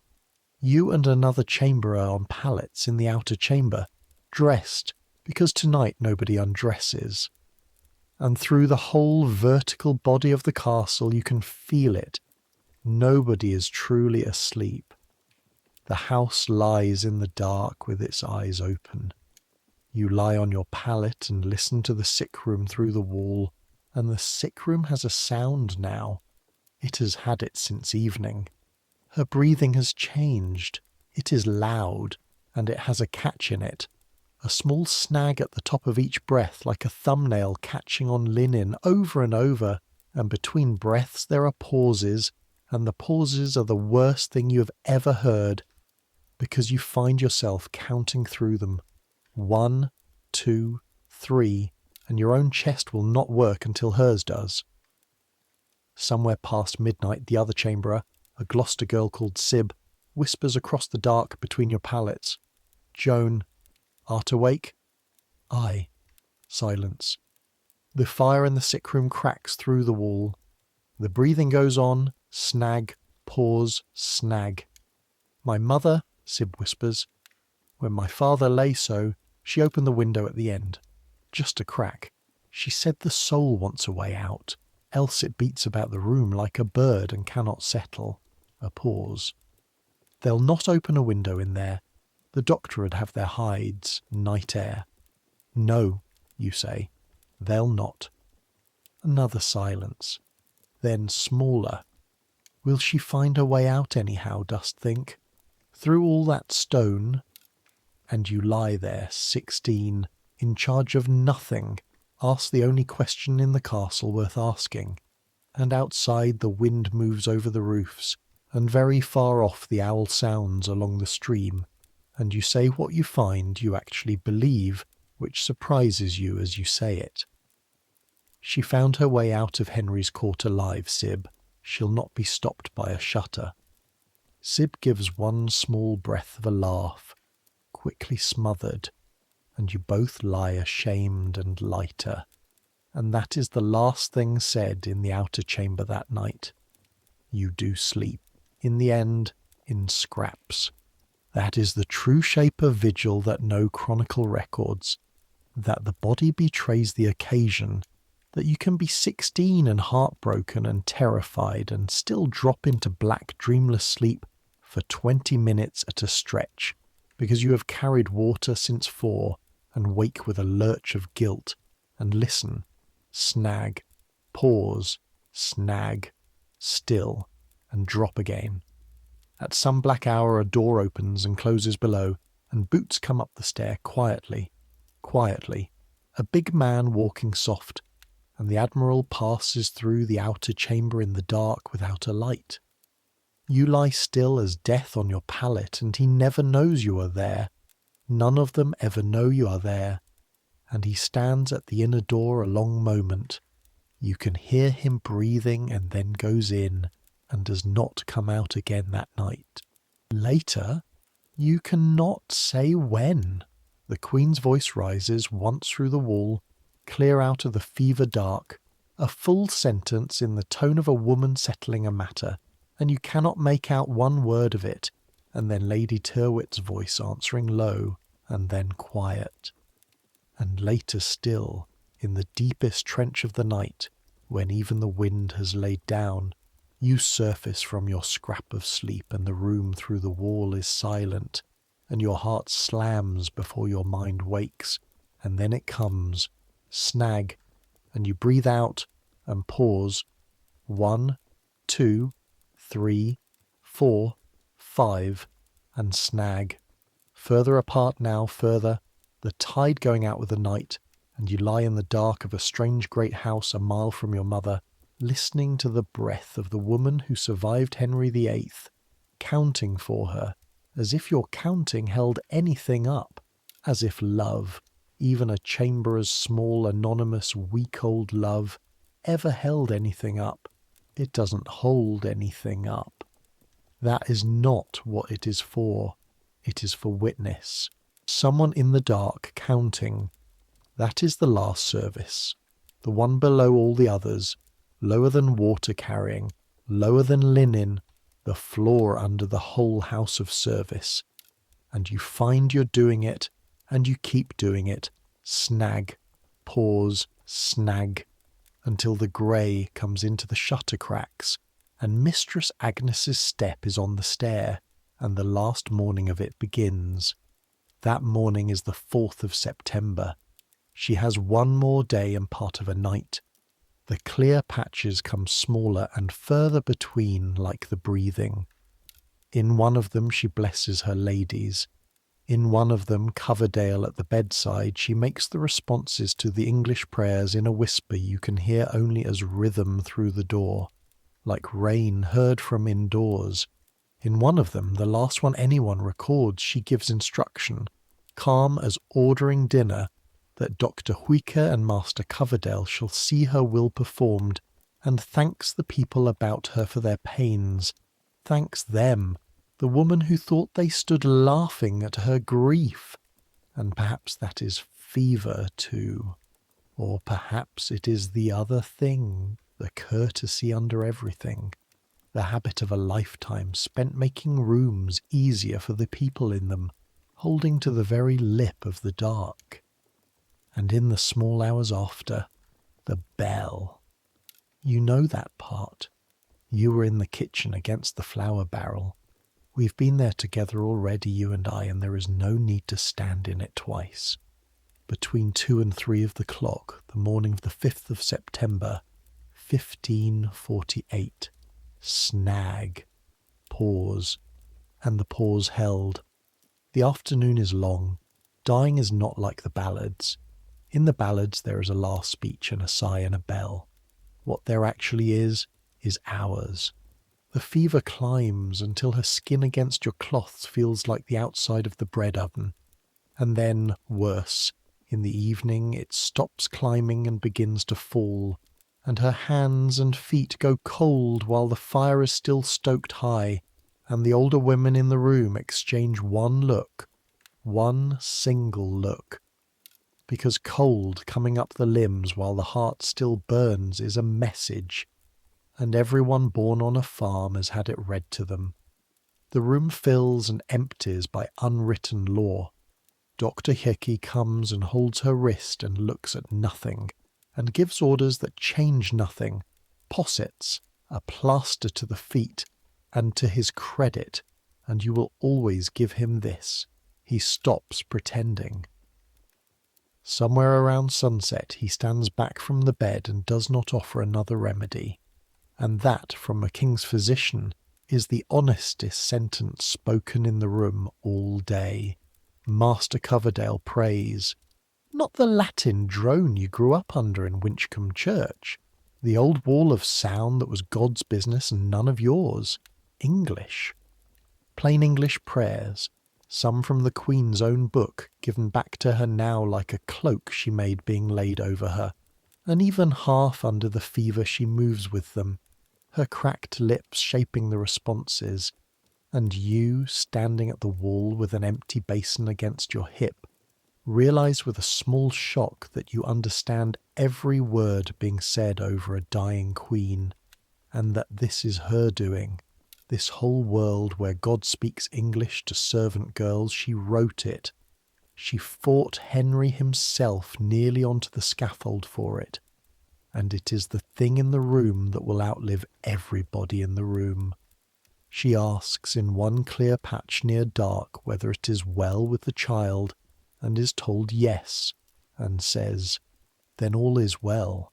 And those are the last whole words you yourself hear from Catherine Parr. You're sent out at midnight. Chambers are not for deathbeds. The room narrows at the end to chaplains, physician, her ladies, her husband. You go down to the kitchen because your pallet is inside the outer chamber, and thus inside the narrowing, and the kitchen at midnight is full of people not sleeping. Mistress Agnes, for once, has nothing for anyone's hands to do, and that absence is the strangest thing yet. But the spit boy is asleep sitting up against the warm chimney breast with his mouth open. Someone is quietly greasing boots that do not need greasing. The nurse comes down once for warm milk and says nothing, and everyone watches her not say it. You sit on the floor with your back against a flour barrel, and you mean only to close your eyes. You wake because the bell is tolling, not the flat watch bell. The chapel bell, St. Mary's, 30 steps from the house, and it is tolling the tale of a soul. Slow, single strokes with the length of a breath between. The way it has tolled over this valley for every death since before your grandmother, and you count without meaning too, and around you the kitchen is on its feet, and Mistress Agnes has her apron up over her face, and grey dawn is standing in the doorway, and it is the 5th of September, 1548, between 2 and 3 of the clock in the morning, and Catherine Parr, Queen Dowager of England, Catherine the Queen, KP, the survivor, is dead at 36. 6 years, 4 husbands, 4 books, 1 crown, 1 daughter, 8 days a mother. She outlived Henry VIII by 19 months and 12 days. What happens next happens fast, and it is your hands it happens through, and this is the part you never tell anyone at all. Not even the granddaughter, because it is not a secret. It is just that there are no words for it that do not sound wrong, and you will not have her memory sounding wrong. The women wash her. It is the oldest work there is, and rank dissolves in it. Lady Tyrwhit's hands and the midwife's hands, and because hands are needed and yours are known to be careful, your hands, 16 years old, washing the body of a Queen of England with warm water and linen cloths in firelight. And the body is just a body. That is the unspeakable thing. The thing the church and the ballads talk around. It is a tired, hurt, ordinary woman's body, marked by the birth, light as sticks at the wrists, heavy as earth at the shoulders, and you wash it as gently as if she could feel it. Everyone does. All of you handling her as though she might yet be woken and must not be. And nobody speaks except to ask for the cloth, the comb, the sheet. They do not bury queens as quickly as farm wives, but they cannot wait as long as the great London funerals either, not in September. And besides, and you hear this from the chandler's man who did the work and could not stop his mouth after, the Lord Admiral's people take measures. The body is wrapped in cirrhed cloth, waxed linen, layer on layer, sealed close, and then the chandler's man swears it, encased in lead, a shell of lead shaped round her, so that she may lie above ground the few days needed, and lie sound. You think of that afterward every time you lift something heavy. The lightest woman in the castle at the end sheathed in the heaviest thing in it. And then, 2 days later, on the 7th of September, Sudeley does the thing that has never been done in England before, and you are standing in it when it is done, at the back against cold stone, with your chapped hands folded, because the whole household attends, down to the spit boy. That is what a household is. They bury her in St. Mary's Chapel, 30 steps from her own door, and the entire service, beginning to end, is in English. No Latin Mass, no priest standing between the people and the mystery with his back turned, murmuring to the altar in the old tongue, psalms sung in English by the choir. Miles Coverdale standing up in front of God and the gentry of Gloucestershire, and preaching in English, plain as market talk, and saying, and you remember this because it startles the whole chapel, that the candles and the offerings are not done for the dead, are of no benefit to the dead, but are for the honour of the person only. Do not think your alms buy her out of anything. She is with God by faith, and no purse opens that door. Men will write it down as the first Protestant funeral of an English queen, the first royal funeral of the new religion, the future arriving in a small golden chapel in a sheep valley, and the chief mourner walking behind the coffin is a girl, 11 years old, small, serious, red-haired, in black, with a white face and dry eyes, because she's been trained since the cradle in what faces are for. Lady Jane Grey. The Queen's ward, her pupil, her almost daughter, the girl she taught Greek to, the girl the Lord Admiral keeps in his household because he has plans for her. Everyone has plans for her, and if you want one image to carry out of this whole story and keep, take this one. But you cannot know yet how much it weighs. A girl of 11 walking behind the coffin of the woman who taught her that learning was worth dying for. In 5 years, that girl will be Queen of England for 9 days. In 5 years and a few months she will die on a scaffold inside the Tower, 17 years old, and the Greek will not save her, and neither will anyone else. England is not a gentle place. It dresses beautifully, and it is not a gentle place. The white banners on the walls signify, the heralds say, that the Queen died in childbed. Innocent. The trumpets sound. The lead-sheathed coffin goes down into the vault before the altar. The household offers, rank by rank, and even you shuffle forward in the line of servants and drop your penny in the dish. 1 penny, a day's bread, for the honour of the person only, and you find that you are crying without sound, which is a skill you did not know you had, and which, this being a castle, half the room is using at the same time, and then it is over, and it is dinner time, and 200 people have to be fed, and the carpets, God help us all, still have to be beaten. The weeks after the funeral are their own strange country, and Joan lives in it, and you should walk it with her a while, because this is the part the histories skip entirely, the part between the event and the aftermath, when a great household dies, because that is what happens now, not all at once. A household dies the way a fire dies, from the edges inward.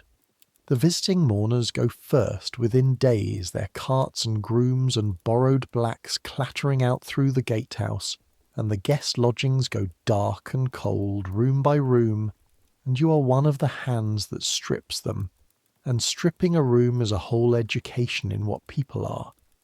One gentleman has left the candle stubs lined up neat on the sill for the servants, an old kindness. Wax stubs are a perquisite, they are money. Another has burned every candle to a puddle and taken the puddles. One lady's chamber smells of lavender and is left so tidy you can see she made the bed herself. Gentry hands making a bed, imagine. And another's looks looted, and you learn more about the quality in 1 week of stripping their rooms than in 4 months of serving their dinners. Then the Queen's ladies begin to go. This is slower and sadder and full of letters. A queen's household was position, wages, prestige, marriage prospects, a whole world of women with somewhere to be, and now the centre of it is a lead shell under the chapel floor, and every woman above stairs is writing to cousins, patrons, other households, the Duchess of Suffolk's people, the Lady Mary's people, seeking places, and while they wait for answers they walk the gardens in twos, with their heads together, and the gallery, which was full of music in June, sounds only of slow feet and the rooks outside. Lady Jane Grey stays. That is the strangest thing, and the household chews it nightly. Her father wrote within days of the funeral wanting her home, and the Lord Admiral, grief and ambition sharing his one skin as always, fought to keep her, wrote and pleaded and promised. Her wardship was money paid and plans laid, and for a while she sent back to her family, and then, before autumn is out, she returns, and the kitchen shakes its head. The little grey scholar walking the courtyard with her book, the most valuable child in Gloucestershire, a chess piece that reads Greek, and the man moving her around the board is a man the whole valley can see, even if London cannot yet, is coming apart along old seams. Because the Admiral is not well, not sick in the body, sick in the behaviour. You see it in flashes, the way servants see everything. He has gone to London, he is back, he is gone again. When he is here, he is either shut up with Master Parry and papers half the night, candles burning in the accounts room till the small hours, or he is loud, too loud, hunting hard, dicing hard, standing suddenly in the middle of the great court at dusk, staring at the chapel until a groom pretends to need him.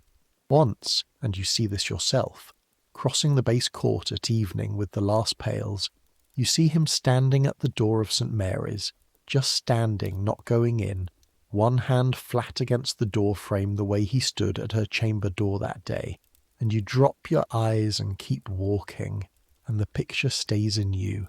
The biggest man in the county, Admiral of England, uncle of the king, standing outside a locked chapel in the dusk like a beggar at a bakery window. Grief is not goodness. Learn that from him, since he teaches it so well. A man can mourn a woman truly, and still spend that same autumn scheming for the hand of the girl she raised, still count the wardship value of an orphan, still ride toward a black January garden with a pistol in his belt. The mourning does not excuse the rest, and the rest does not make the morning false. Both were him, both are most people, in smaller coin. The Queen's things are packed all this while, and this is work your hands are in daily, and it is the tenderest and most terrible chore of the season. Everything inventoried, the clerks moving through the wardrobe rooms with their lists, and the things themselves passing through servant hands to be brushed, wrapped, chested. Gowns of cloth of silver and crimson velvet, and the smell of her still in them. Rosewater and something warmer beneath, so that the wardrobe women work with set faces and nobody comments when one of them steps to the window for air. Her books, and you are let to carry a stack of them, actual books, more than your church owns, her own writings among them, and Mistress Agnes sees you holding them and says gruff. She'd like it that a maid she taught letters to carried those, now walk careful, and you walk down that gallery as if you were carrying the sacrament.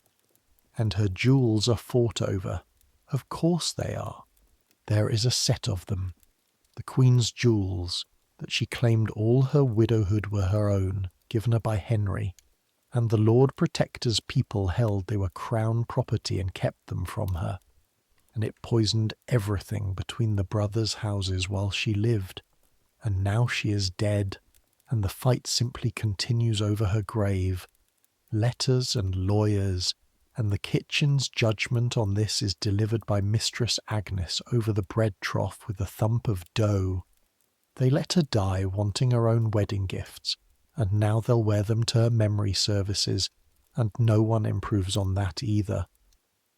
Michaelmas comes, quarter day, the hinge of the year, and with it the reckoning you have waited for. Wages are paid, and places are ended.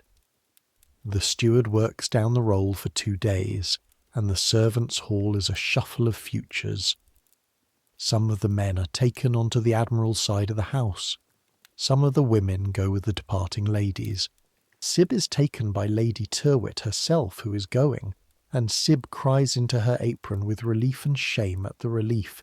And you are called to the little parlour off the buttery where Mistress Agnes does her accounts, and she does not look up from the roll, and she says, "Thy wages," and counts them into your palm, more than you have ever held, and then she puts on top of them a small paper packet, and then she looks up.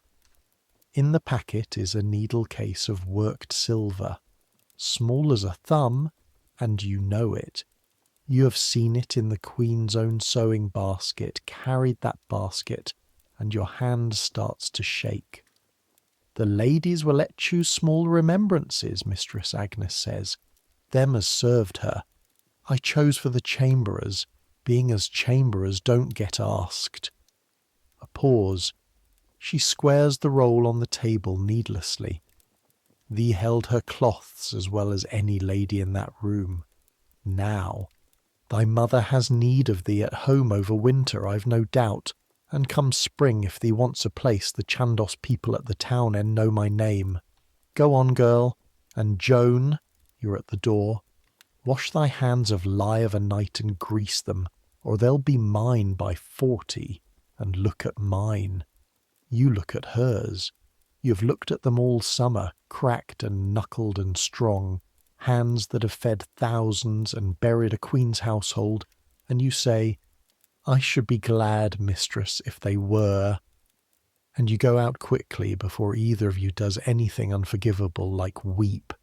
You walk home to the farm on a bright cold October morning with your bundle on your back, your wages sewn into your hem the way your mother taught you, the needle case wrapped in wool against your breastbone, down the lane where you ate the blackberries, past the almshouse, Mother Draycott's bench empty now. She went 3 weeks after the Queen.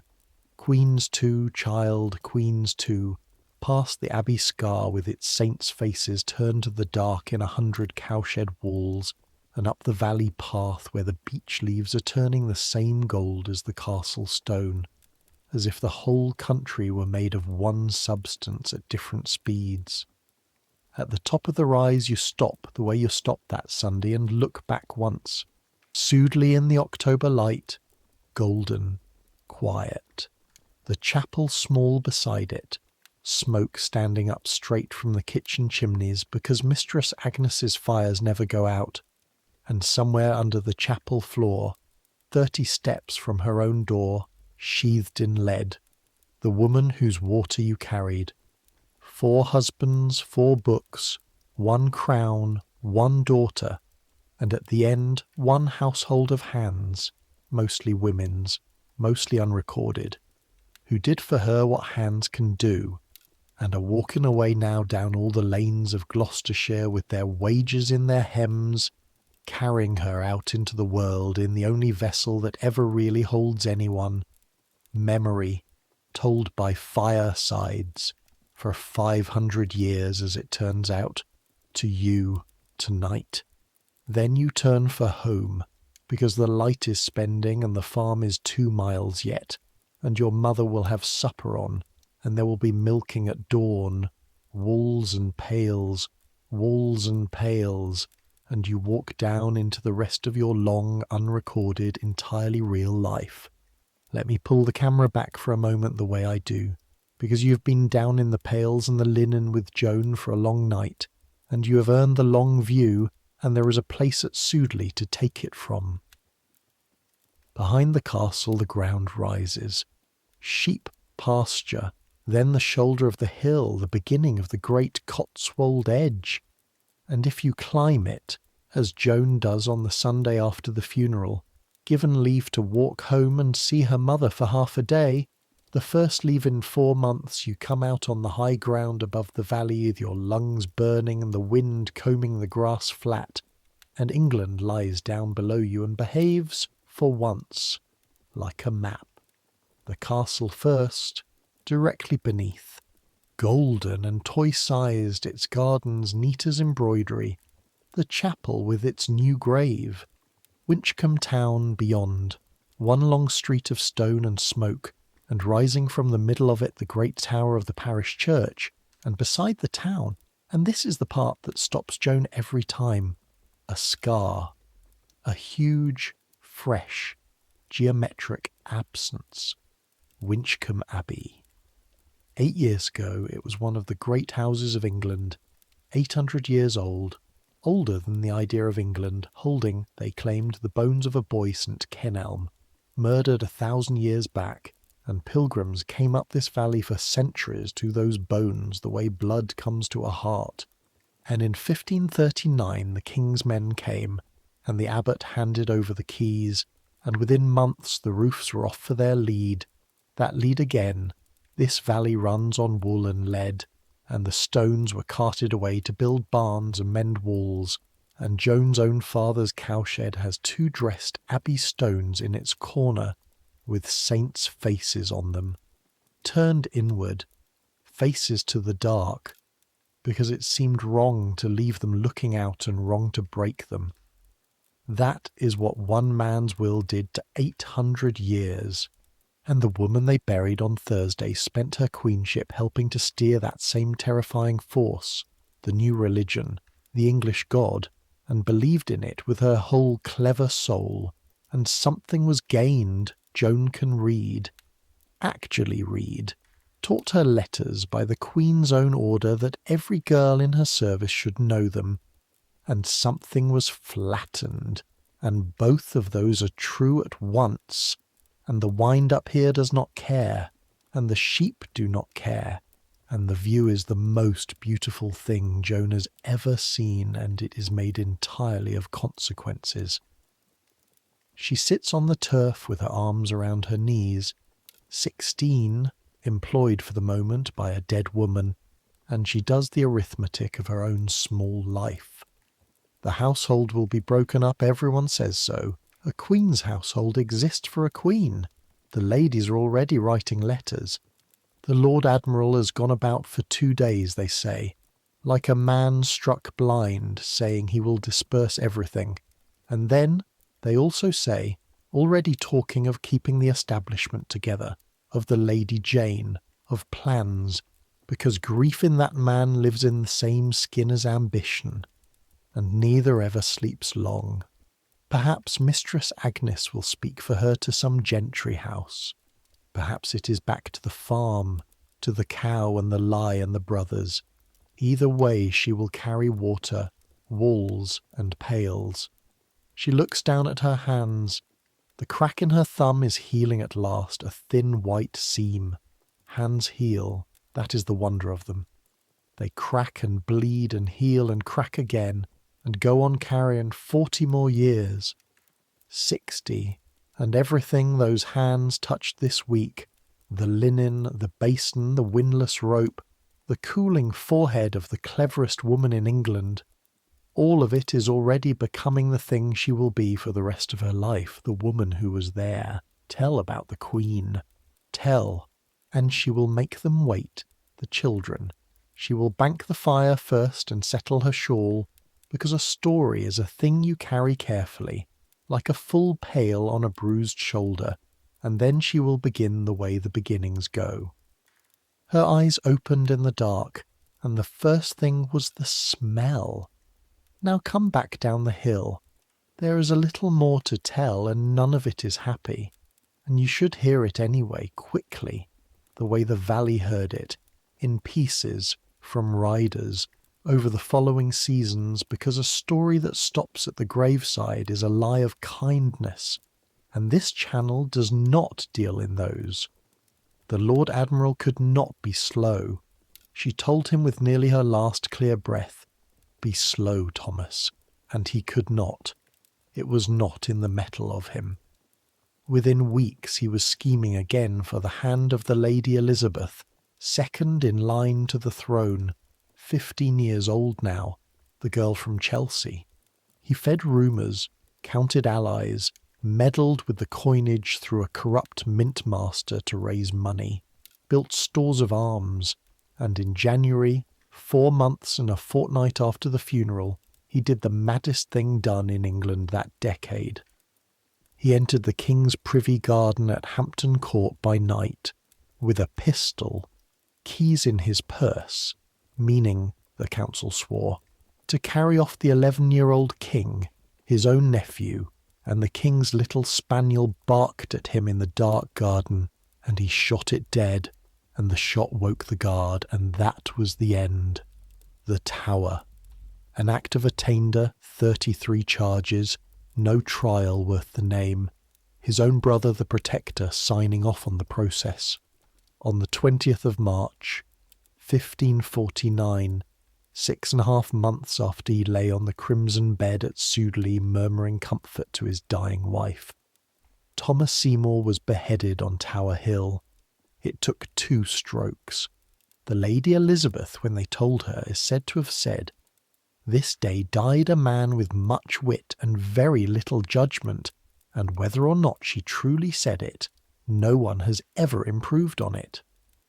The baby, Mary Seymour, orphaned at 7 months, attainted, her inheritance swallowed, was handed to the Queen's friend the Duchess of Suffolk, who wrote increasingly desperate letters about the cost of the child's nursery. A Queen's daughter came with a Queen's daughter's staff, and nobody left alive to pay them.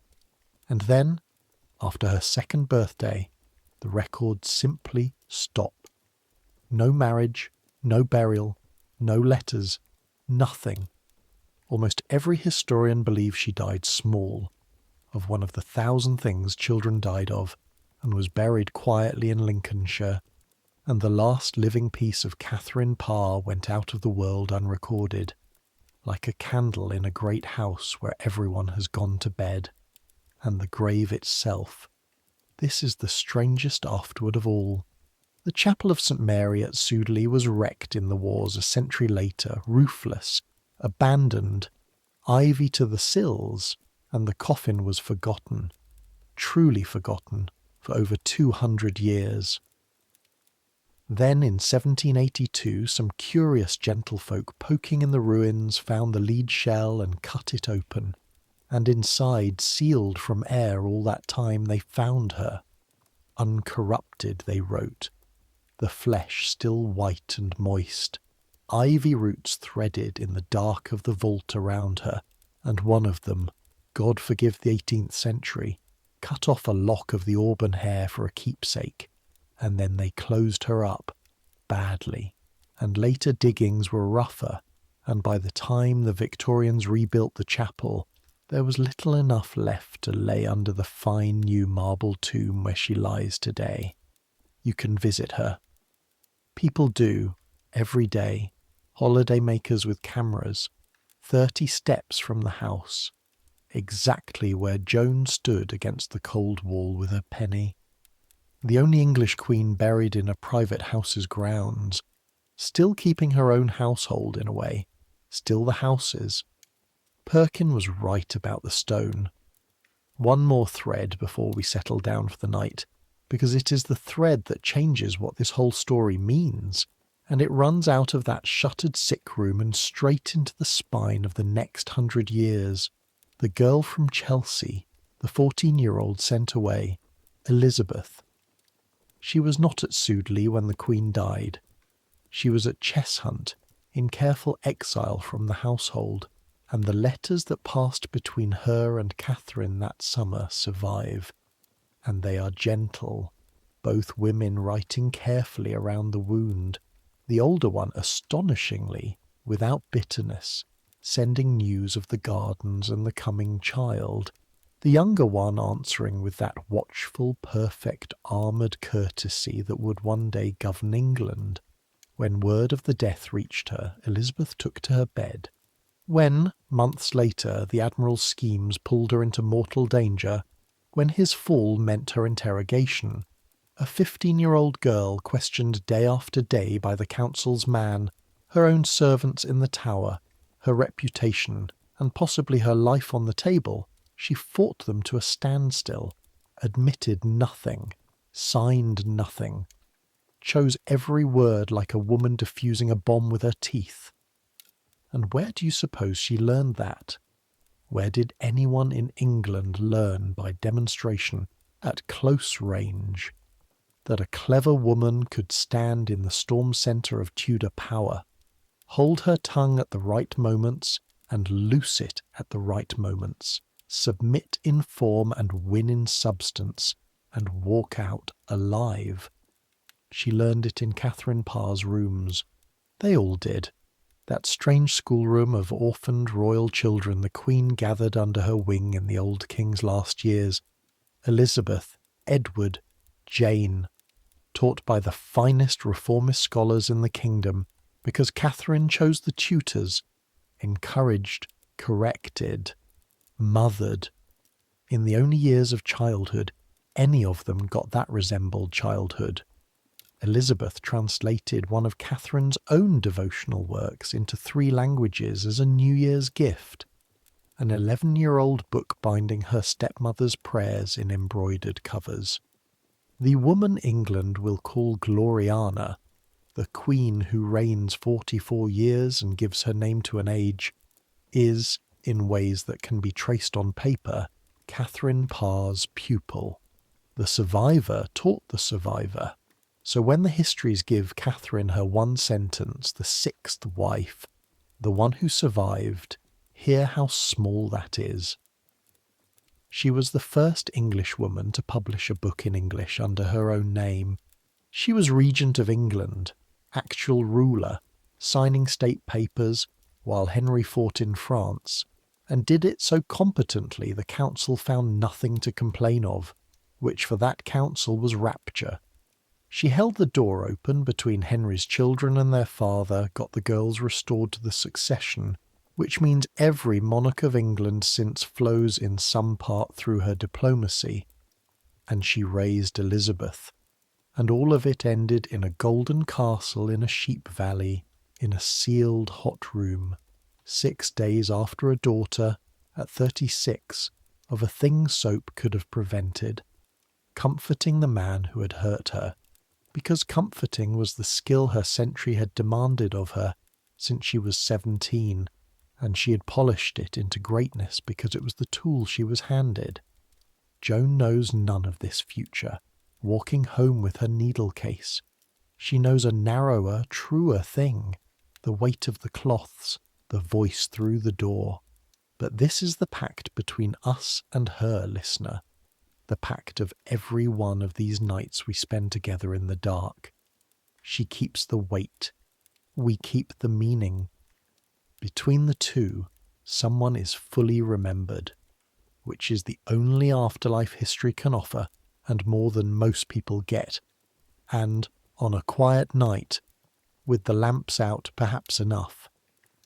But we're getting ahead of ourselves, and this is history for sleep, not history for lying awake grieving. So let us go back one last time and end where we belong, low down, at eye level, on the evening of the funeral with Joan. Because the day of a royal funeral does not end at the graveside for a chamberer. It ends the way every day ends, with work, and there is a mercy in that which she is only beginning to understand. The funeral dinner has to be served and cleared. 200 mourners eat, and mourners, it turns out, eat enormously. Grief is hungry, and the kitchen roars all afternoon, and Joan carries and carries.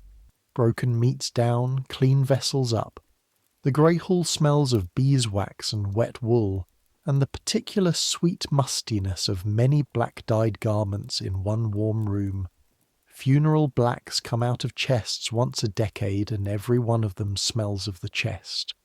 She squeezes along the wall behind the benches with her arms loaded, and above her the talk goes on, low and endless, gentry voices, London voices, who will have the wardship of the Lady Jane, what the Protector will say, what the Admiral will do now, the future being carved up over the pears and cheese while the trumpet's echo is barely out of the rafters, and none of them look at her, not once all day. And she realizes, somewhere around the fourth trip, that this is a kind of power. The unseen see everything. Half of what history will ever know about this house, it will know because unnoticed people had eyes. At dusk she's sent to strip the sick room. She goes up the 22 steps slowly. The inner chamber door stands open. The fire is out, first time in a fortnight, and the room is cold and enormous and full of grey light.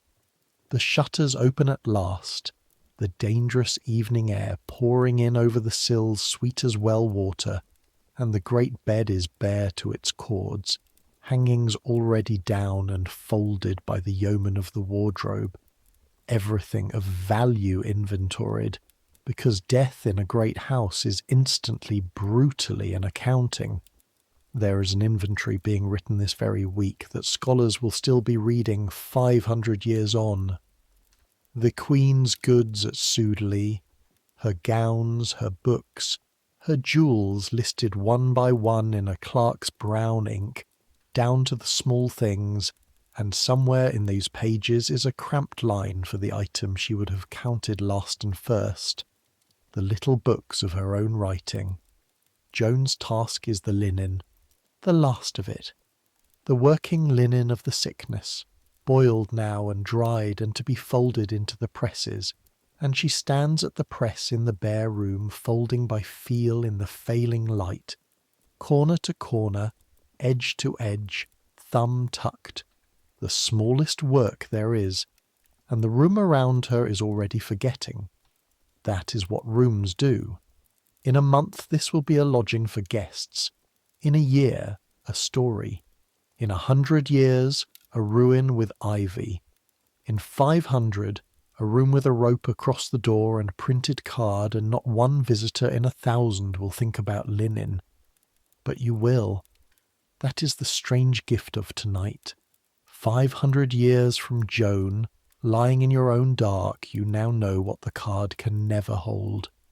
The weight of the wet cloth, the heat coming through it, the crack in a 16-year-old thumb, the sound a proud man makes when the one person who gentled him is leaving, the English words falling for the first time over a queen's coffin like the first snow of a changed climate. You were there, The only way anyone is ever there for anything, which is by paying attention. Joan folds the last cloth, closes the press, and stands a moment in the cold, clean room. "Good night, madam," she says, to nobody, to the bare bed, quietly, because some things want saying, and there is no one left whose place it is to say them, so it falls to whoever is in the room, and tonight the whole of history in this room is one farm girl with red hands. Then she goes down to supper, and eats her pottage and her bread, and it is good. Hot food after a long day is one of the arguments for being alive that never loses, and what the spit boy falls asleep against her shoulder halfway through his bread, and she lets him, and Mistress Agnes sees and says nothing, and the kitchen fire burns down, and the castle, room by room, goes dark. Up on her pallet, moved now to the maid's garret under the roof, Joan lies listening. The garret smells of dust and warm slate, and the apples laid up in the far corner to store sweet and cidery autumn's smell. Wind moves over the roof tiles with the sound like a broom on stone, soft long strokes. Somewhere below a door is barred, the sound travelling up through the building's bones. A horse shifts in the stable range. An owl works the mist along the Isbourne, its call thin and cool, the sound of the valley minding its own business, as it did before the castle and will after. Her body begins its nightly accounting. The shoulders first, the yoke bruise loosening, a slow warm ache like a hand unclenching. Her feet, freed from the wooden shoes, throbbing softly, then less, then not. Her hands last, always her hands lying open on the blanket, palms up, stinging faintly from lie, and easing and easing. She's warm enough, fed enough, safe enough. She has a roof, and work, tomorrow's work at least, and a mother a mile down the valley, and letters in her head that a dead queen put there, and that is more than most people in this England have, and tonight it is enough. Tomorrow there will be pails, tomorrow there will be linen, and stairs, and Mistress Agnes's voice, and the whole slow machinery of the house grinding on. Tomorrow the future will keep arriving, the way it does, one rider at a time, with mud on his boots and news no one wants. But that's tomorrow. The wind goes on, sweeping the roof, long soft strokes. The apples breathe their sweetness in the dark. What, somewhere down in the kitchen warmth, dreams whatever spit boys dream, turning meat in his sleep. The owl calls, and moves further off, and calls again, fainter. Centuries will pass. The castle Joan sleeps in will fall and stand and fall again. Roundhead soldiers will slight its walls, and stable horses in the chapel. Ivy will own it for 200 years, hold human lifetimes of nothing but rooks and sheep and the grave nobody remembers. And then other hands will raise it up, and gardeners like old Perkin, generation after generation of them, will kneel in that same knot garden with shears, snip, snip, and the honey-coloured stone will go on drinking the evening light exactly as it did, because stone stays, and men pass through stone like weather. The valley will fill with things Joan could not dream. Roads of black stone, carts with no horses, voices flying through the air, this voice, this one, now flying to you across an ocean Joan never saw, telling her one day to strangers she could not imagine, in the dark, to help them sleep. But people will still lie down tired at the end of long days, still ache in the shoulders and the hands, still lose the ones who gentled them, and wash the bodies, and fold the linen, and say good night to empty rooms, and go on. Still find at the bottom of the worst weeks that the pottage is hot, and the bread is good, and the fire is warm, and that this is mysteriously enough to go on with. Some things don't change. The tired body doesn't change. The need for rest at the end of it all, that doesn't change either. So let it come now. Let sleep take you the way it took Joan under the warm slates, with the apples breathing in the corner and the wind sweeping the roof.